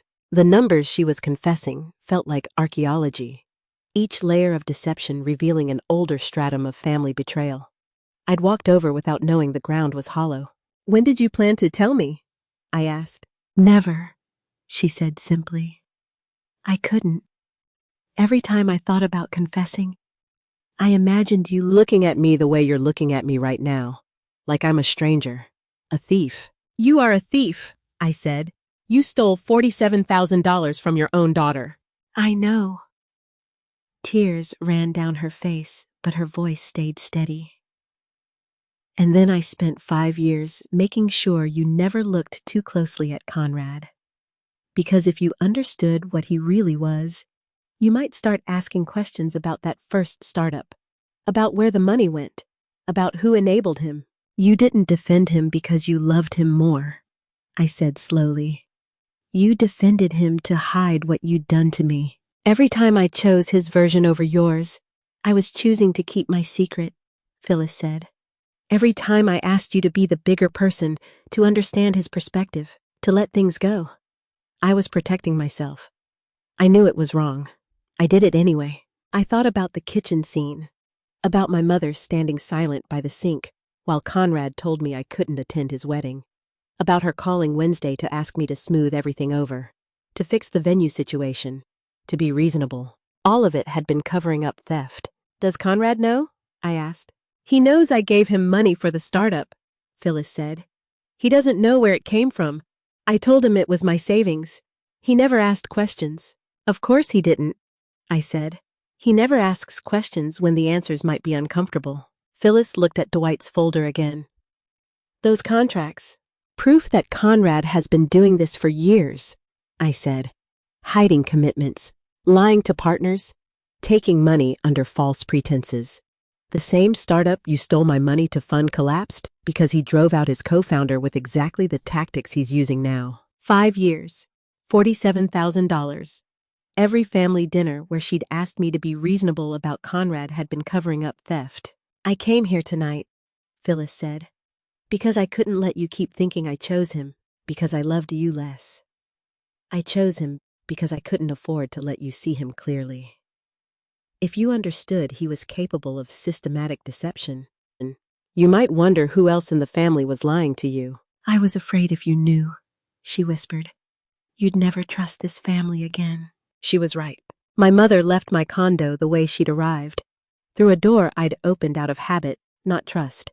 She'd given me the last piece of the pattern. This family hadn't just enabled Conrad's deception, they'd practiced it on me first. And now I knew exactly what I was walking into when I faced my brother. My mother left Friday evening with her confession hanging in the air between us. I spent the weekend with Dwight's contracts and the weight of knowing exactly how deep my family's deception ran. Lawrence Donovan's assistant had sent the calendar invitation to all 4 of us with a subject line that left no room for negotiation. Final investment review. Attendance mandatory. Monday morning arrived with the clarity of reckoning. I drove to Donovan Ventures carrying a folder that held Dwight's contracts, my notes about the collateral arrangement, and the documentation of my mother's theft. Everything I needed to prove Conrad's pattern wasn't isolated incident, but systematic character. The elevator to the executive suite opened at 9:45. Conrad was already in the reception area, pacing near the windows. He stopped when he saw me. "Whatever you think you're doing here," he said, voice low enough the receptionist wouldn't hear. "This is still about business fundamentals. Then we should have plenty to discuss," I said. Vivica arrived moments later. She looked pale, exhausted. She nodded at me, but didn't speak. Stood near Conrad, but not quite beside him, that subtle distance speaking volumes about conversations they'd had over the weekend. Lawrence's assistant appeared in the reception area at exactly 10 o'clock. "Mr. Donovan is ready," she said. "He's asked that no one leave until all questions are answered." The conference room was the same one where I'd given testimony Thursday. Same mountain views, same polished table, but the arrangement was different now. 4 chairs on one side, facing 2 on the other. Lawrence and Marcus Brennan already seated, files organized in front of them. I'd spent a week preparing for this confrontation. But sitting across from my brother in Lawrence's conference room, I realized I wasn't the one who needed to be ready to answer questions. Lawrence waited until we'd all settled before speaking. "I suspended my investment guarantee last Thursday," he said. No preamble, no pleasantries. Because information came to light that should have been disclosed from the beginning. What I've learned since suggests that wasn't an isolated oversight. Conrad started to speak. Lawrence raised one hand, silence falling immediately. "I've conducted my own inquiries over the past week," Lawrence continued. "Talked to banks, lawyers, business associates. The picture that emerged is concerning. So we're here this morning for a complete accounting. Not explanations, not justifications, facts." "Lawrence, I've already explained the timeline confusion," Conrad tried. "I'm not interested in explanations yet," Lawrence said. His voice stayed level, professional, the tone of someone who'd made difficult decisions about millions before breakfast. "I'm interested in a complete accounting from everyone." Marcus opened a file, slid a document across the table. "Your disclosure forms," he said to Conrad. "Filed in January when we began due diligence for the Series A round. Section 7 asks about family relationships in supplemental collateral. You checked none." Conrad's jaw tightened. "The LLC was listed. The contract value was accurate. Your sister's name appeared nowhere," Lawrence said. "Neither did your relationship to the..." Saw him discard denials that wouldn't hold against documented proof. Lawrence conducted meetings the way surgeons performed operations. Every instrument in place, every participant's role predetermined, no tolerance for improvisation once the procedure began. "But that's not why we're here this morning," Lawrence said. "Not entirely, because in my inquiries, your name came up in connection with previous business ventures, failed partnerships, disputes about disclosure and financial management." Conrad went very still. "I've been in venture capital long enough to know that patterns matter more than isolated incidents," Lawrence said. "One partner dispute might be misunderstanding. 2 starts looking like methodology." Vivica turned to look at Conrad. "What previous business failures?" The question hung between them. Conrad had never told his fiancée about the first startup. Never mentioned Dwight. Never disclosed that he'd built his current company on the ashes of a partnership that had collapsed under the weight of his hidden decisions. "There was a logistics startup," Conrad said finally. 5 years ago. It didn't work out." "Because your partner left?" Lawrence asked. "There were differences in vision," Conrad said. His voice had gone careful, each word selected and positioned like pieces in chess. "Different approaches to growth strategy." "Is that what Dwight Blanchard would say?" Lawrence asked. Vivica didn't know about the first startup. I watched that fact register across her face as Lawrence said the word collapsed. Conrad's eyes flicked to me, to the folder I'd set on the table. Recognition dawned. I'd found Dwight. I had documentation. "I've spoken with Mr. Blanchard," Lawrence said. He had interesting things to say about disclosure practices, about discovering binding commitments you'd made without his knowledge, about being pushed out when he asked too many questions. "That's not..." Conrad started. Start with you, Lawrence said, cutting him off. His attention fixed on Conrad with the focus of someone who'd stopped being generous with the benefit of doubt. I want to hear about your first startup, the partner who left, and why it collapsed. Then we'll talk about whether the pattern I'm seeing is real or coincidence. Lawrence's question hung in the air between us, and I watched my brother's prepared explanations dissolve as he realized the investor already knew about Dwight. Conrad glanced at me, at the folder on the table in front of me, and I saw him understand exactly how much armor I'd brought to this battle. Lawrence leaned forward. So walk me through it, Conrad. What exactly happened with Dwight Blanchard and the logistics startup? Because your sister says there's a pattern here. I want to hear your version. Conrad shifted in his seat, that familiar tell when he was about to rewrite history. I watched his mouth open, watched him prepare to spin failure into noble experiment, to erase Dwight's name from the narrative entirely. I opened the folder Gwendolyn had prepared, pulled out my phone, and sent a single text before my brother could construct his version of the first startup story. Come up now. It was 2019. Conrad began, his voice taking on that reasonable tone he used when lying felt like teaching. The logistics space was getting crowded. Dwight and I had different visions for scaling. We decided to part ways amicably. Amicably, I repeated. Is that what you call it when you hide a $250,000 equipment lease from your business partner and the bank catches it during their compliance audit? Conrad's jaw tightened. That's a gross oversimplification. Is it? I pulled 3 pages from Gwendolyn's folder, slid them across the polished conference table toward Lawrence. Because I have the original partnership agreement right here. The one where you and Dwight Blanchard specifically agreed to disclose all financial commitments over $10,000 to each other and to any institutional lenders. Lawrence picked up the documents. Vivica reached for them too, her expression shifting from defensive to uncertain. Where did you get those? Conrad's voice had lost its reasonable quality. From Dwight. I checked my phone. Dwight had replied, on my way up. He kept everything. Turns out when someone burns you with hidden commitments, you develop a filing system. Twist entry. The conference room door opened. Dwight Blanchard, 40, lean and precise in a navy suit, walked in carrying a leather document case. Conrad's face drained of color. Mr. Donovan, Dwight said, extending his hand to Lawrence. Dwight Blanchard, I apologize for the unannounced visit, but Ms. Whitfield asked if I'd be willing to answer questions about my 2019 business partnership with Conrad. It was like watching someone move a piece on a chessboard that my brother hadn't known was in play, all Conrad's careful preparation, all his practiced explanations about the past being complicated and perspectives differing. Of it worked when the other player was standing in the room. Lawrence gestured to an empty chair.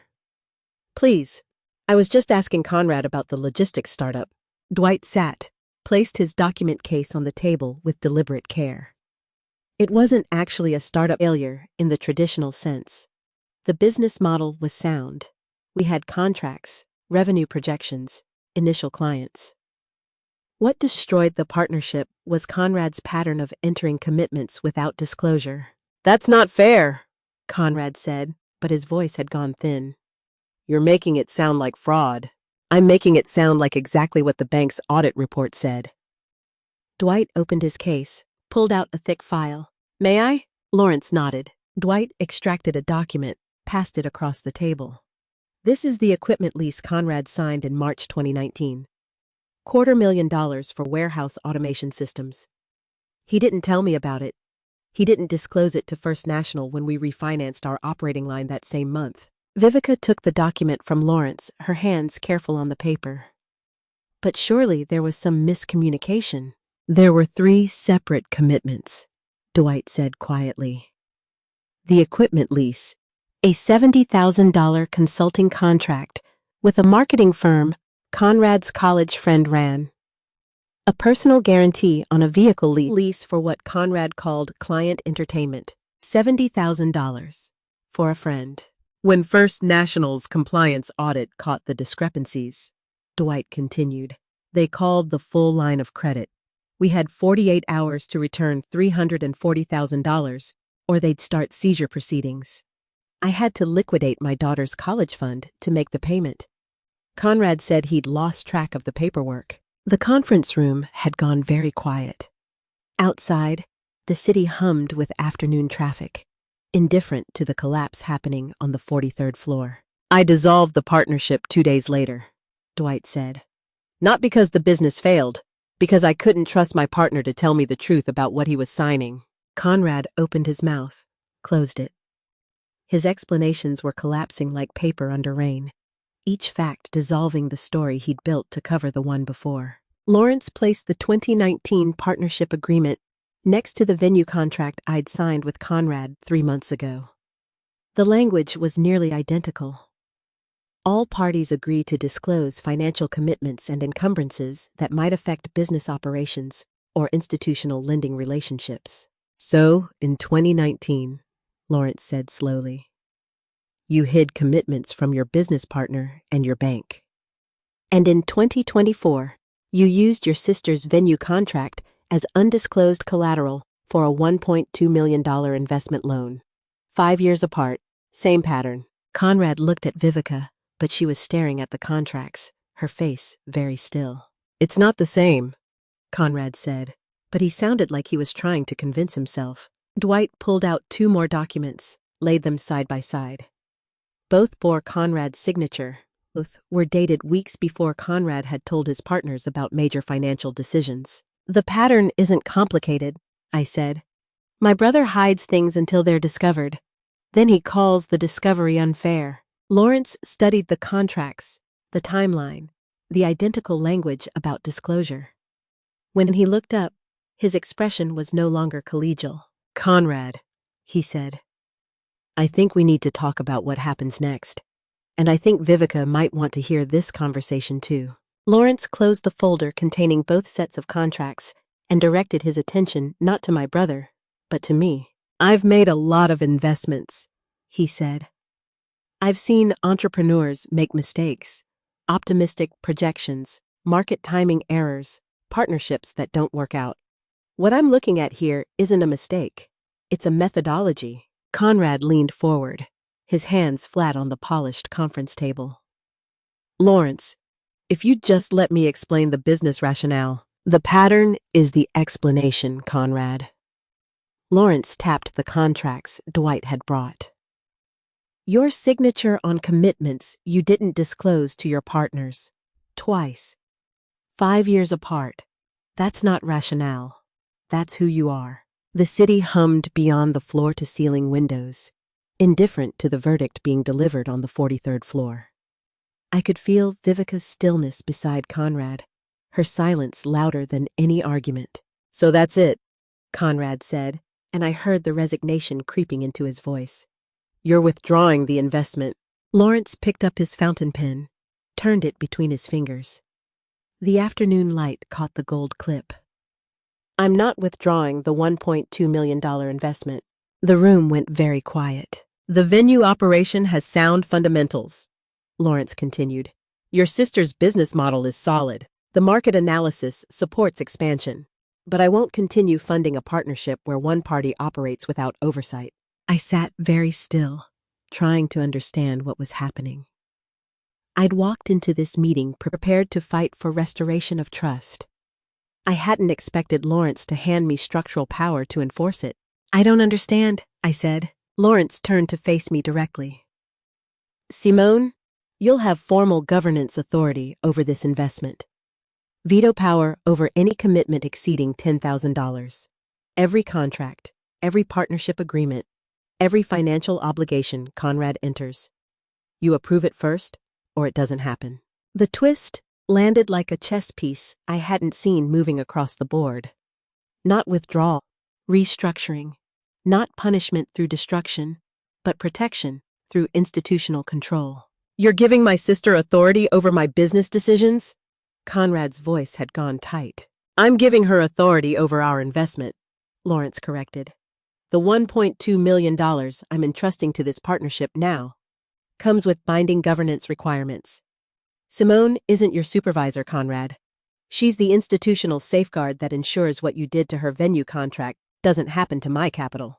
Vivica was watching Conrad's face, her expression unreadable. And there's a second condition, Lawrence said. He pulled a legal pad toward himself, wrote 3 lines in precise handwriting.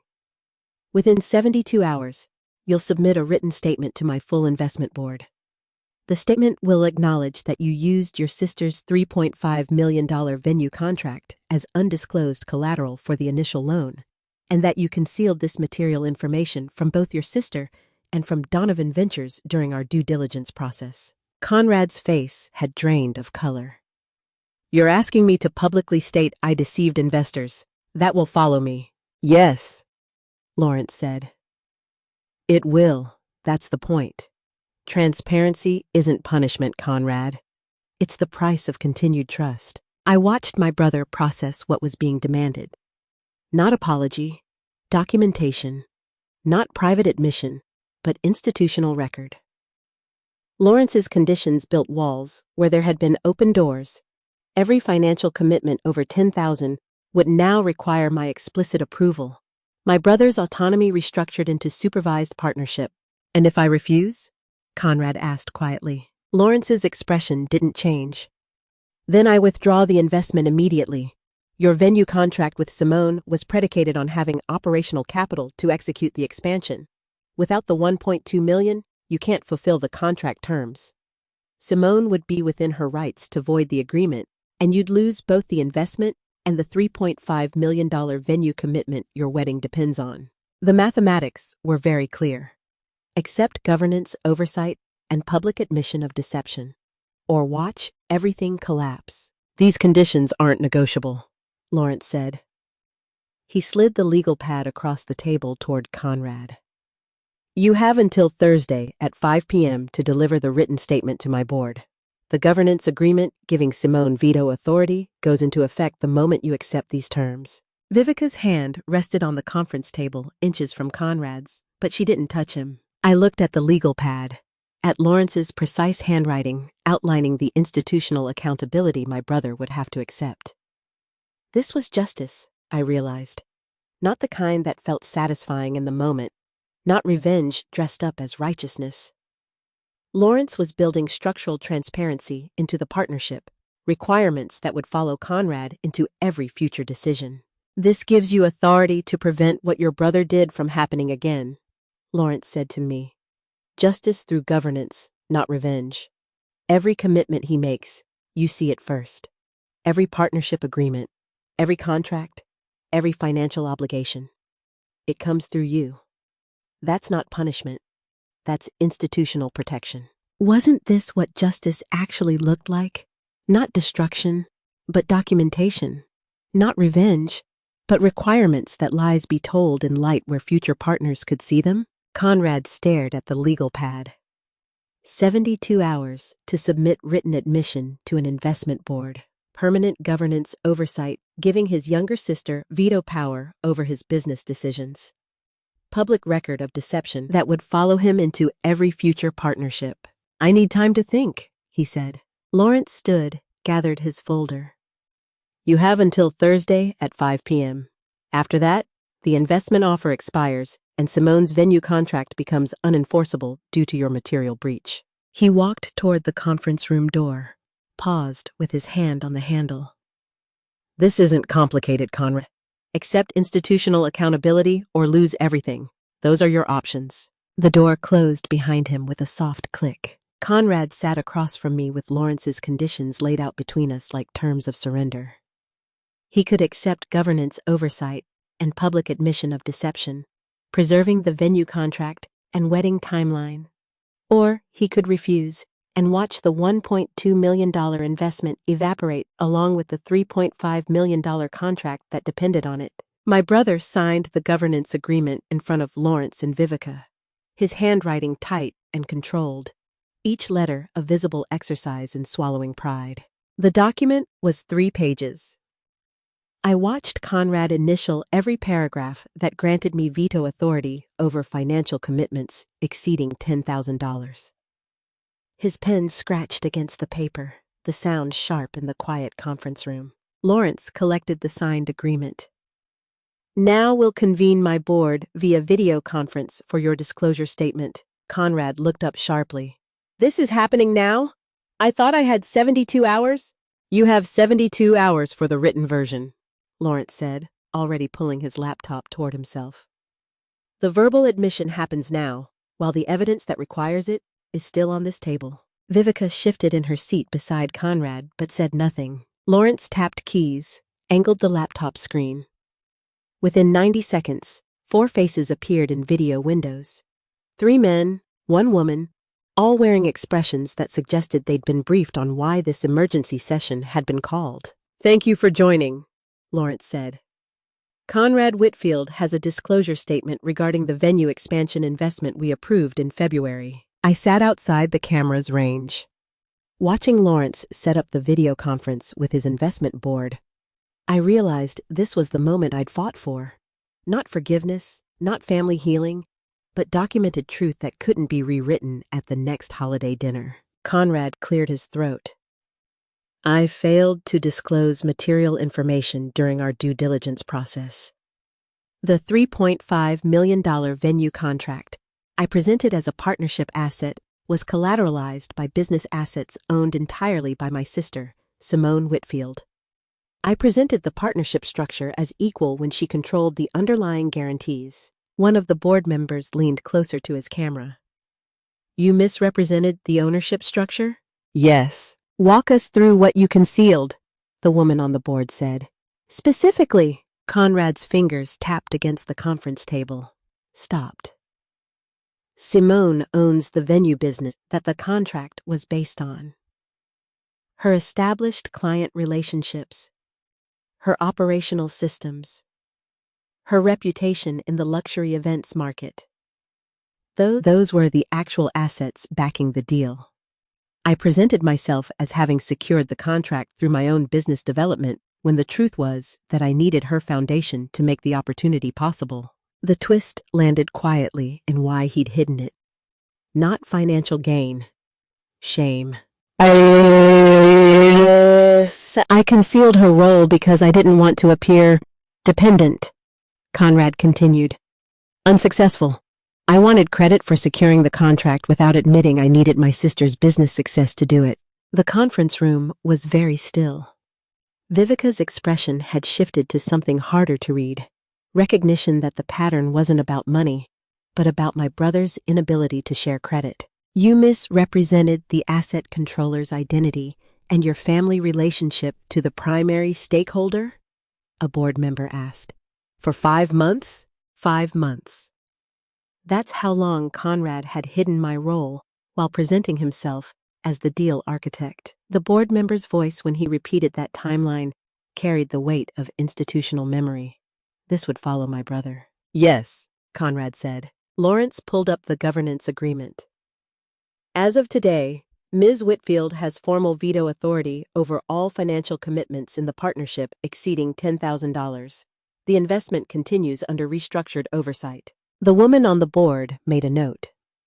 We'll expect the written disclosure statement within 72 hours. This verbal admission goes into the permanent investment record. Understood, Conrad said quietly. The video windows closed. Lawrence shut his laptop. For a long moment, nobody spoke.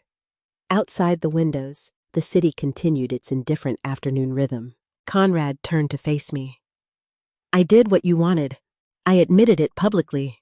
I met his gaze without softening. You did what the investment terms required. That's not the same as what I wanted. Then what do you want? I want you to understand that apology doesn't erase pattern, I said. Your admission went on record. So did Dwight's testimony. That's accountability, not reconciliation. Vivica stood, gathered her bag. She looked at Conrad with an expression I couldn't quite parse.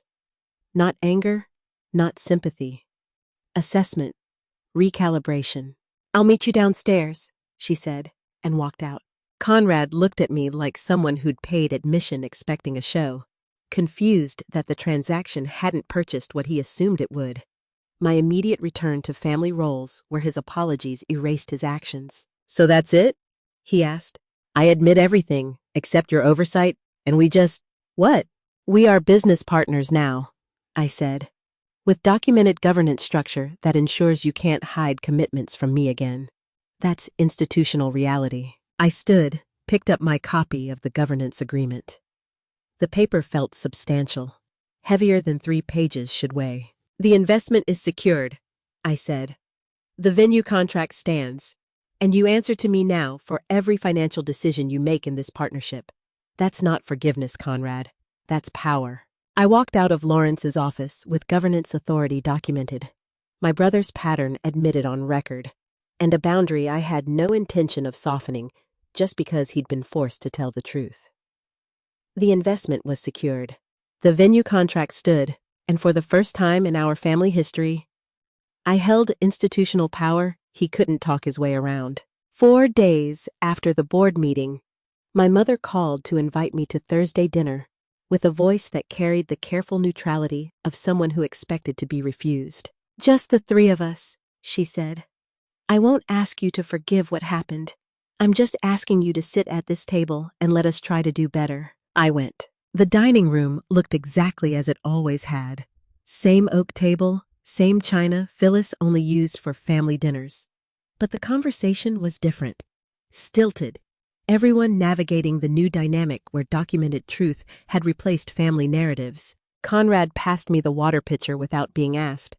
"You still prefer ice water with dinner?" It was such a small gesture, but it landed differently than it would have 6 weeks ago. He'd remembered. He was paying attention to details he'd previously ignored while using my business as undisclosed collateral. "I do," I said. The entry twist arrived quietly in the awkward silence between courses. Family reconciliation wasn't dramatic reunion or immediate forgiveness. It was careful navigation of a dinner table where everyone remembered exactly what had been said in Lawrence's conference room. Phyllis set down her fork. "I need to say something I should have said years ago. When Conrad excluded you from his engagement announcement, I knew it was wrong. When he talked about you like your success embarrassed him, I knew it was cruel. I stayed silent because I was afraid of conflict. That silence was its own choice. I chose his comfort over your dignity. I'm sorry." I tested the apology's weight. "This doesn't erase anything. You both understand that?" "We do," Phyllis said. "We're not asking for erasure, just not permanent exile." "And the $47,000, I said. "That doesn't disappear because we're having dinner."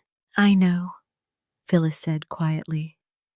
"I've started paying it back. $2,000 a month, starting this week." "It'll take a while, but it's yours, and I took it, and I'm not asking you to forget that." The silence at that dinner table wasn't comfortable, but it was honest. None of us pretending the governance agreement and board admission hadn't happened. None of us rushing to declare everything healed. Conrad cleared his throat. "The wedding is in 3 weeks. I'd like you to be there. Not as a gesture to make everything look normal, but because you're my sister and I want you there, despite everything I did." I didn't answer immediately. "I'll think about it," I said. Friday morning, I met Conrad and Lawrence at Donovan Ventures to sign the official governance agreement. The document was 12 pages of binding legal language that formalized everything Lawrence had outlined 4 days earlier. Lawrence spread the papers across his desk. "This agreement gives Simone binding veto authority over any commitment exceeding $10,000. Conrad, you'll submit quarterly financial disclosures to both Simone and my office, complete accounting of contracts, partnerships, debt obligations, and collateral arrangements. These aren't suggestions." Conrad picked up the pen. "I understand the terms. Do you?" Lawrence turned to me. "If he violates any provision, concealment, unauthorized commitments, disclosure failures, you have authority to freeze company accounts and trigger immediate investment review. This protects you institutionally, not just contractually." Lawrence's governance agreement transformed trust from abstract family expectation into documented institutional requirement. My veto authority measured in binding legal language, not holiday dinner appeals to blood loyalty. I signed first. My signature looked decisive on the page, darker than I'd intended. Conrad signed second. Lawrence witnessed both signatures, slid copies into 3 separate folders. "The agreement is effective immediately," Lawrence said. "Simone, you'll receive copies of all financial documents Conrad generates. Any commitment over 10,000 requires your written approval before execution. First quarterly disclosure is due October 1st. "Understood," Conrad said. Lawrence stood, shook both our hands with the formality of someone who'd just restructured a business partnership with institutional safeguards neither party could dissolve without triggering collapse. In the hallway outside Lawrence's office, Conrad asked me to wait. "You could have walked away," he said once we were alone. "Let the whole thing collapse and been completely justified." "I didn't do this to save you, Conrad," I said. "I did it to stop you from using me again." "I know." He looked down at the folder containing his copy of the governance agreement. "That's why it might actually work. You didn't give me forgiveness I haven't earned or trust I've spent years destroying. You gave me structure that prevents me from hiding things even when I want to." He met my eyes. "Thank you for not giving up on me entirely, even if you gave up on trusting me." The exit twist landed in his acknowledgement. My boundary wasn't cruelty, but consequence that might save him from repeating the pattern with the next partner, the next business, the next person who trusted him. Wasn't this what genuine change looked like? Not immediate warmth, but acknowledgement that boundary existed for reason, that accountability might be the foundation trust could someday rebuild on. "The governance agreement isn't negotiable," I said. "Every commitment over 10,000 comes through me first. Every quarterly disclosure gets reviewed. The first time you hide something, the investment collapses and the venue contract terminates. You understand that?" "I do," Conrad said. "Then we have a partnership," I said. "A documented one with institutional oversight. That's what's left after everything else burned down." I left that office with Conrad's signature on governance documents that gave me power. Our family had never formally recognized, and his thanks for maintaining the boundary he finally understood might save him from himself. The wedding was 3 weeks away, and for the first time, I could imagine attending without feeling like I was enabling the pattern that had brought us here. Vivica asked to meet at my office on Tuesday, just the 2 of us, and I almost said no before realizing I was curious what apology looked like from someone who hadn't been forced into it by investor ultimatum. She arrived at 3 in the afternoon, carrying herself with the same careful composure she'd maintained in Lawrence's conference room. But her expression was different, less defended. We sat in the client chairs by the window. Outside, the late July heat shimmered off parked cars, the kind of afternoon where the air felt too thick to move through comfortably. "Thank you for seeing me," Vivica said. "I wasn't sure you would." I waited. She set her bag on the floor, folded her hands in her lap. "I need to apologize for something that's separate from what Conrad did, though it's related. I knew you were being excluded from decisions about your own business. I sat in meetings where your contract was discussed as if it belonged to my fiancé, where your venue operation was treated like his asset to leverage. I told myself it was just Conrad's communication style, but I knew. I stayed quiet because I was afraid." "Afraid of what?" I asked. The entry twist arrived in her answer. Not deception, complicity. "That if I questioned him, he'd pull back from the wedding," Vivica said. "That my father would lose his investment, that I'd have to choose between what was right and what was convenient. I chose convenience. I'm sorry. I absorbed this."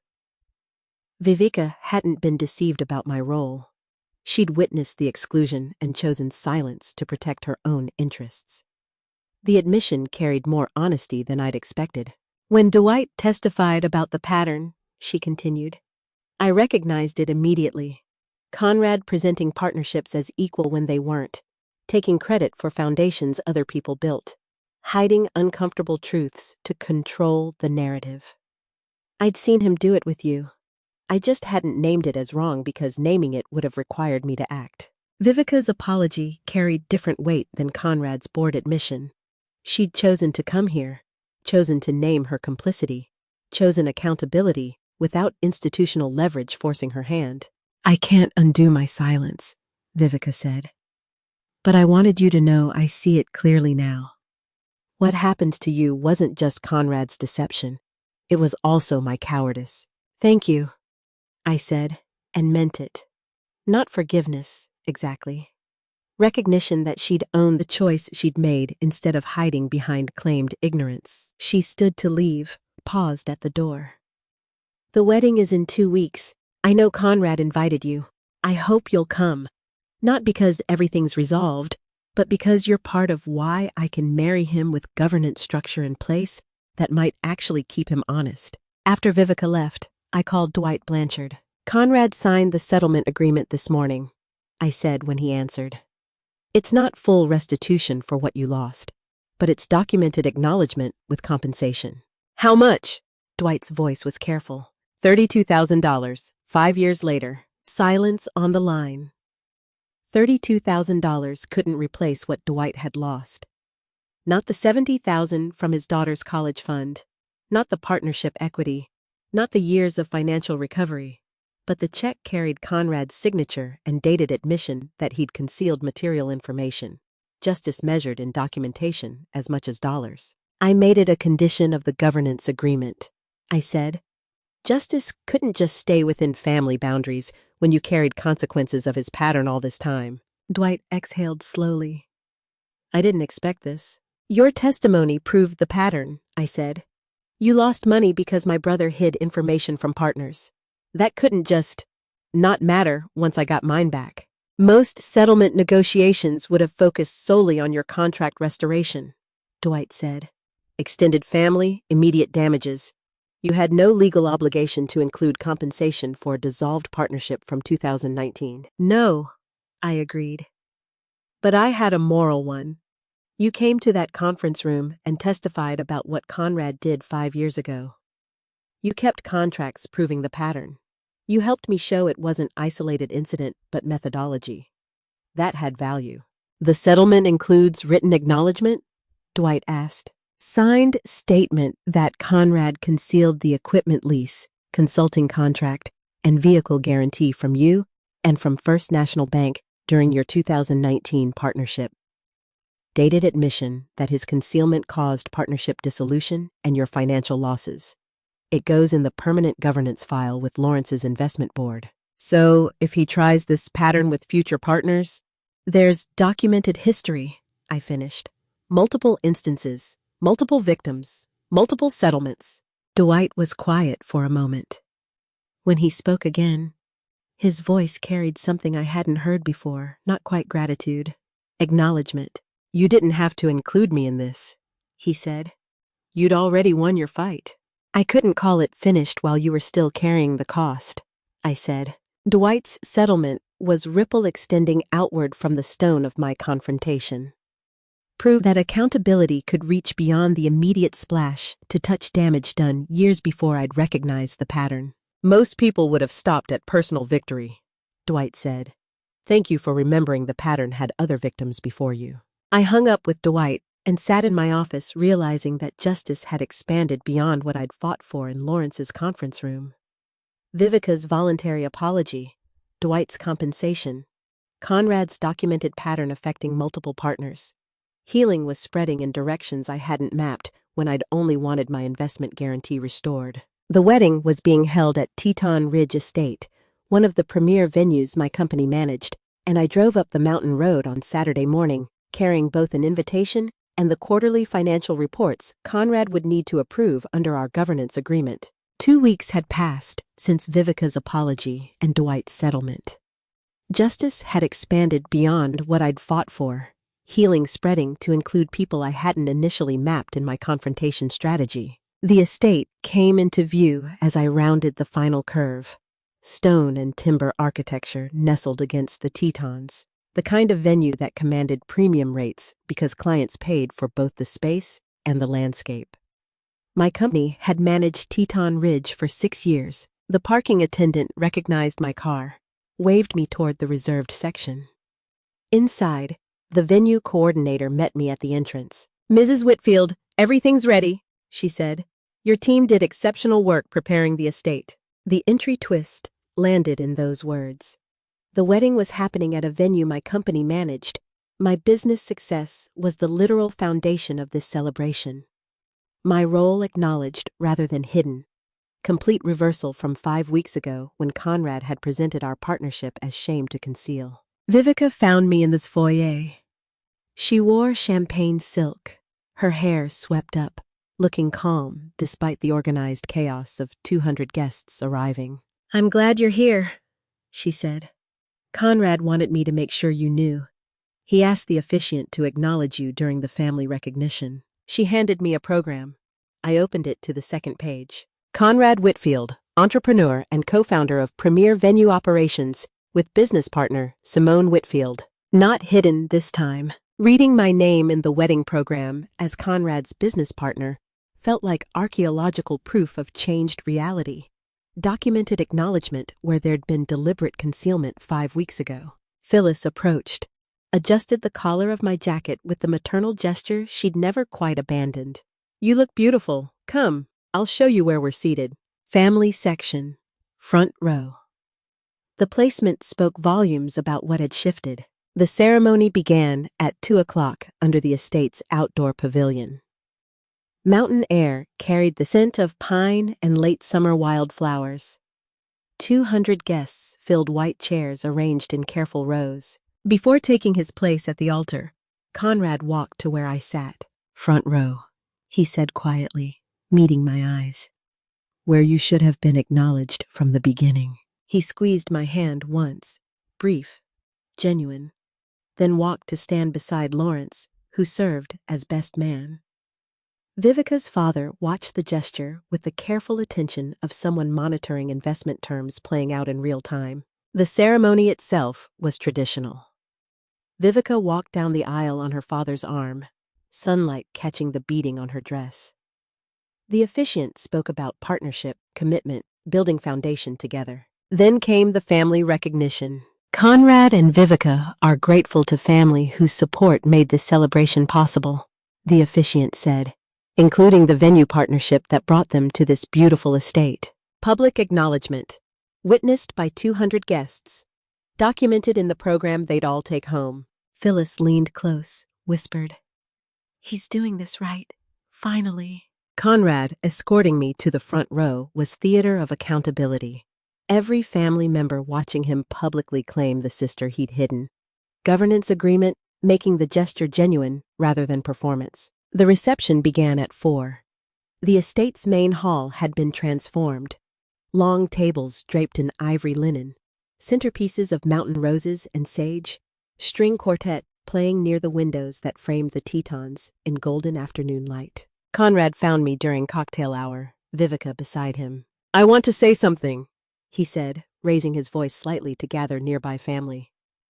"This venue, this celebration, none of it happens without Simone's business foundation.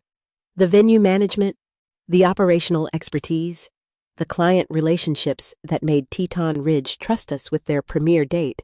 I'm grateful she gave me the chance to do this right." It wasn't flowery. It wasn't dramatic.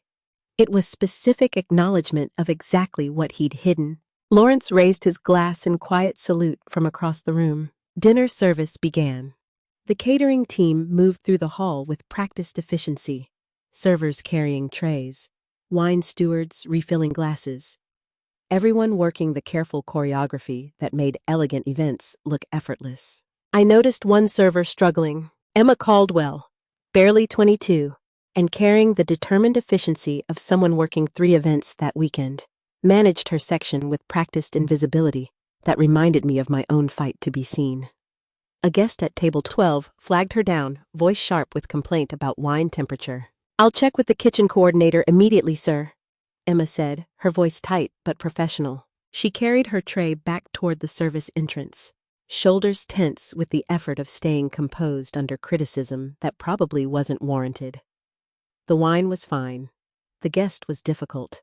I watched her disappear through the service door and felt recognition settle over me like familiar weight. How many people at this reception worked behind scenes making celebration possible while guests claimed credit for the success built on their invisible labor? The server carried her tray with practiced efficiency, invisible to guests who'd remember the food, but not her face. The way I'd been invisible, guaranteeing the contract that made this wedding possible. My contribution erased until I'd fought to document it. The exit twist arrived not in grand revelation, but in quiet recognition. The pattern continued beyond my story. Emma working invisibly, wondering if her contribution mattered. Other people at other celebrations, their labor erased by those who claimed the results. I watched Emma navigate demanding guests with grace that came from necessity, not choice, and realized my fight hadn't just been about one investment guarantee or one brother's pattern. It had been about making invisible work visible, about documenting contribution so it couldn't be erased when convenient. Emma's tray tilted dangerously as the demanding guest gestured without looking, and I moved before thinking, steadying the stemware with one hand while she regained her balance. The glasses settled. Crisis averted. The guest continued his conversation, oblivious. Emma turned to me, her composure cracking slightly. "Thank you. That would have been disaster." "I've been there," I said. "Different venue, same feeling of working hard while people look through you." She studied my face. "You're the owner, Ms. Whitfield, the one in the wedding program." "I am now," I said. 20 years ago, I was carrying trays like yours, wondering if the work mattered when guests only noticed if something went wrong. The entry twist landed in that shared understanding. I wasn't helping Emma as charitable gesture from position of power. I was recognizing her from the ground I'd stood on myself, remembering what it felt like to be invisible worker fighting to be seen. "Does it get better?" Emma asked quietly. "Being seen?" I looked at her, 22 and exhausted, shoulders tight with tension from demanding guests and invisible labor. "You have to decide you're worth seeing first, then make them document it." Emma's question, "Does it get better? Being seen?" echoed across 20 years of my own career. Every time I'd wondered whether the work mattered if no one acknowledged it, before I learned to document contribution so acknowledgement became irrelevant. "Document it how?" she asked. "Every contract you fulfill, every client you serve well, every skill you build. Keep record, not for them, for you. So when someone tries to claim your work as theirs, you have proof that can't be erased." Emma nodded, absorbing this. "Thank you," she said, and returned to her section with straighter shoulders. I watched her go and felt the 5-week journey settle into perspective. I'd started this fight that Friday morning in June when Conrad excluded me from his wedding, wanting my guarantee restored and my brother's acknowledgement. I'd ended it with governance documents giving me binding veto authority, quarterly disclosure requirements, institutional power that existed whether Conrad acknowledged my worth or not. The journey had taught me that dignity wasn't granted by others' inclusion. It was claimed by refusing to accept invisibility. 5 weeks ago, I'd wanted my brother to admit I mattered. Now I had governance documents that made my authority legally binding regardless. The fight hadn't been about getting Conrad to see my worth. It had been about making my contribution so documented, so institutionally recognized, that his perception became irrelevant. I'd learned the difference between revenge and accountability. Revenge would have been letting the investment collapse, watching Conrad's business fail, walking away justified. Accountability was governance structure that made future deception impossible. Quarterly disclosures that couldn't be hidden, veto authority that turned my power from abstract expectation into binding requirement. The governance agreement wasn't apology or reconciliation. It was architecture, structural redesign of partnership. So my authority existed in binding legal language, not family dinner assurances that evaporated when convenient. Dwight Blanchard had received compensation and documented admission, 5 years after Conrad's concealment destroyed their partnership. Vivica had apologized for complicity without institutional pressure forcing her hand. My mother had named her silence as choice rather than neutral ground. Healing had spread wider than I'd mapped when I'd only wanted my investment guarantee restored. Across the reception hall, Conrad and Vivica moved to the dance floor for their first dance. The string quartet shifted to something traditional. 200 guests watched the couple sway under Edison bulbs strung across timber beams. The venue was beautiful. My company had managed every detail. This celebration happened on foundation I'd built, secured by assets I controlled, under governance agreement that gave me binding authority over my brother's financial decisions. I looked at my brother celebrating at venue my company managed and understood what had actually changed. He'd thought excluding me from conversations about my own investment would preserve his image as successful entrepreneur.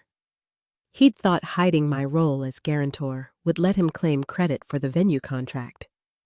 He'd thought presenting the partnership as equal when I controlled the underlying assets would protect his pride. I hadn't understood that the only thing preserved was our partnership itself, because I chose to stay and demand documented accountability rather than walk away justified. I could have let the investment collapse. I could have voided the venue contract when Lawrence discovered the undisclosed collateral. I could have walked away and been completely right to do so. Instead, I'd fought for governance structure that made my authority institutional rather than optional. I'd demanded public admission to investment board creating permanent record of Conrad's pattern. I'd extended accountability to include Dwight's settlement, ensuring justice reached beyond immediate family boundaries. Wasn't that the real lesson? That dignity came from refusing to be erased, not from waiting for others to grant permission to exist. The exit twist crystallized in that final understanding. Conrad had thought excluding me would preserve his image. But the only thing actually preserved was the relationship itself, because I chose institutional accountability over personal revenge, documented power over family narrative, structural change over immediate satisfaction. Dignity was self-defined, power was documented, and justice looked like institutional accountability, not personal revenge. That was what I'd won, and what I'd choose again. I watched Conrad and Vivica's first dance at the venue my business made possible, under governance structure I'd fought for, surrounded by family who'd finally documented what they'd always owed me, acknowledgement that I mattered. My brother thought excluding me would preserve his image. He didn't realize the only thing preserved was the relationship itself, because I chose to stay and demand accountability rather than disappear. Looking back, I could have walked away the moment I discovered what Conrad did. I could have let the investment collapse and been completely justified. Part of me wanted revenge, but I'm glad I chose differently. Don't make the mistake of thinking justice has to look like destruction. Sometimes the most powerful response is demanding accountability instead of burning everything down. The lesson I learned is that power doesn't come from others acknowledging your worth. It comes from documenting your contribution so thoroughly that acknowledgement becomes irrelevant. People might expect a revenge story where I destroyed my brother's business, but this isn't that kind of revenge story. It's about making invisible work visible, choosing institutional accountability over satisfaction. I believe God put me through this to teach me that real strength isn't loud. It's documented, structural, and protects not just you, but everyone who comes after. If this resonated with you, I'd love to hear your thoughts below. Have you ever had to choose accountability over revenge? This story might not be the typical revenge story you expect, but maybe that's why it matters. What would you have done? Please share this with someone who needs to hear it, and consider subscribing for more stories about finding dignity through difficult choices. Thank you for staying until the very end. I'm grateful you were here with me. Just a reminder, some details in this story were adjusted for storytelling and to emphasize the lessons. The heart of what matters, the message about dignity, accountability, and self-defined worth, is what I hope stays with you.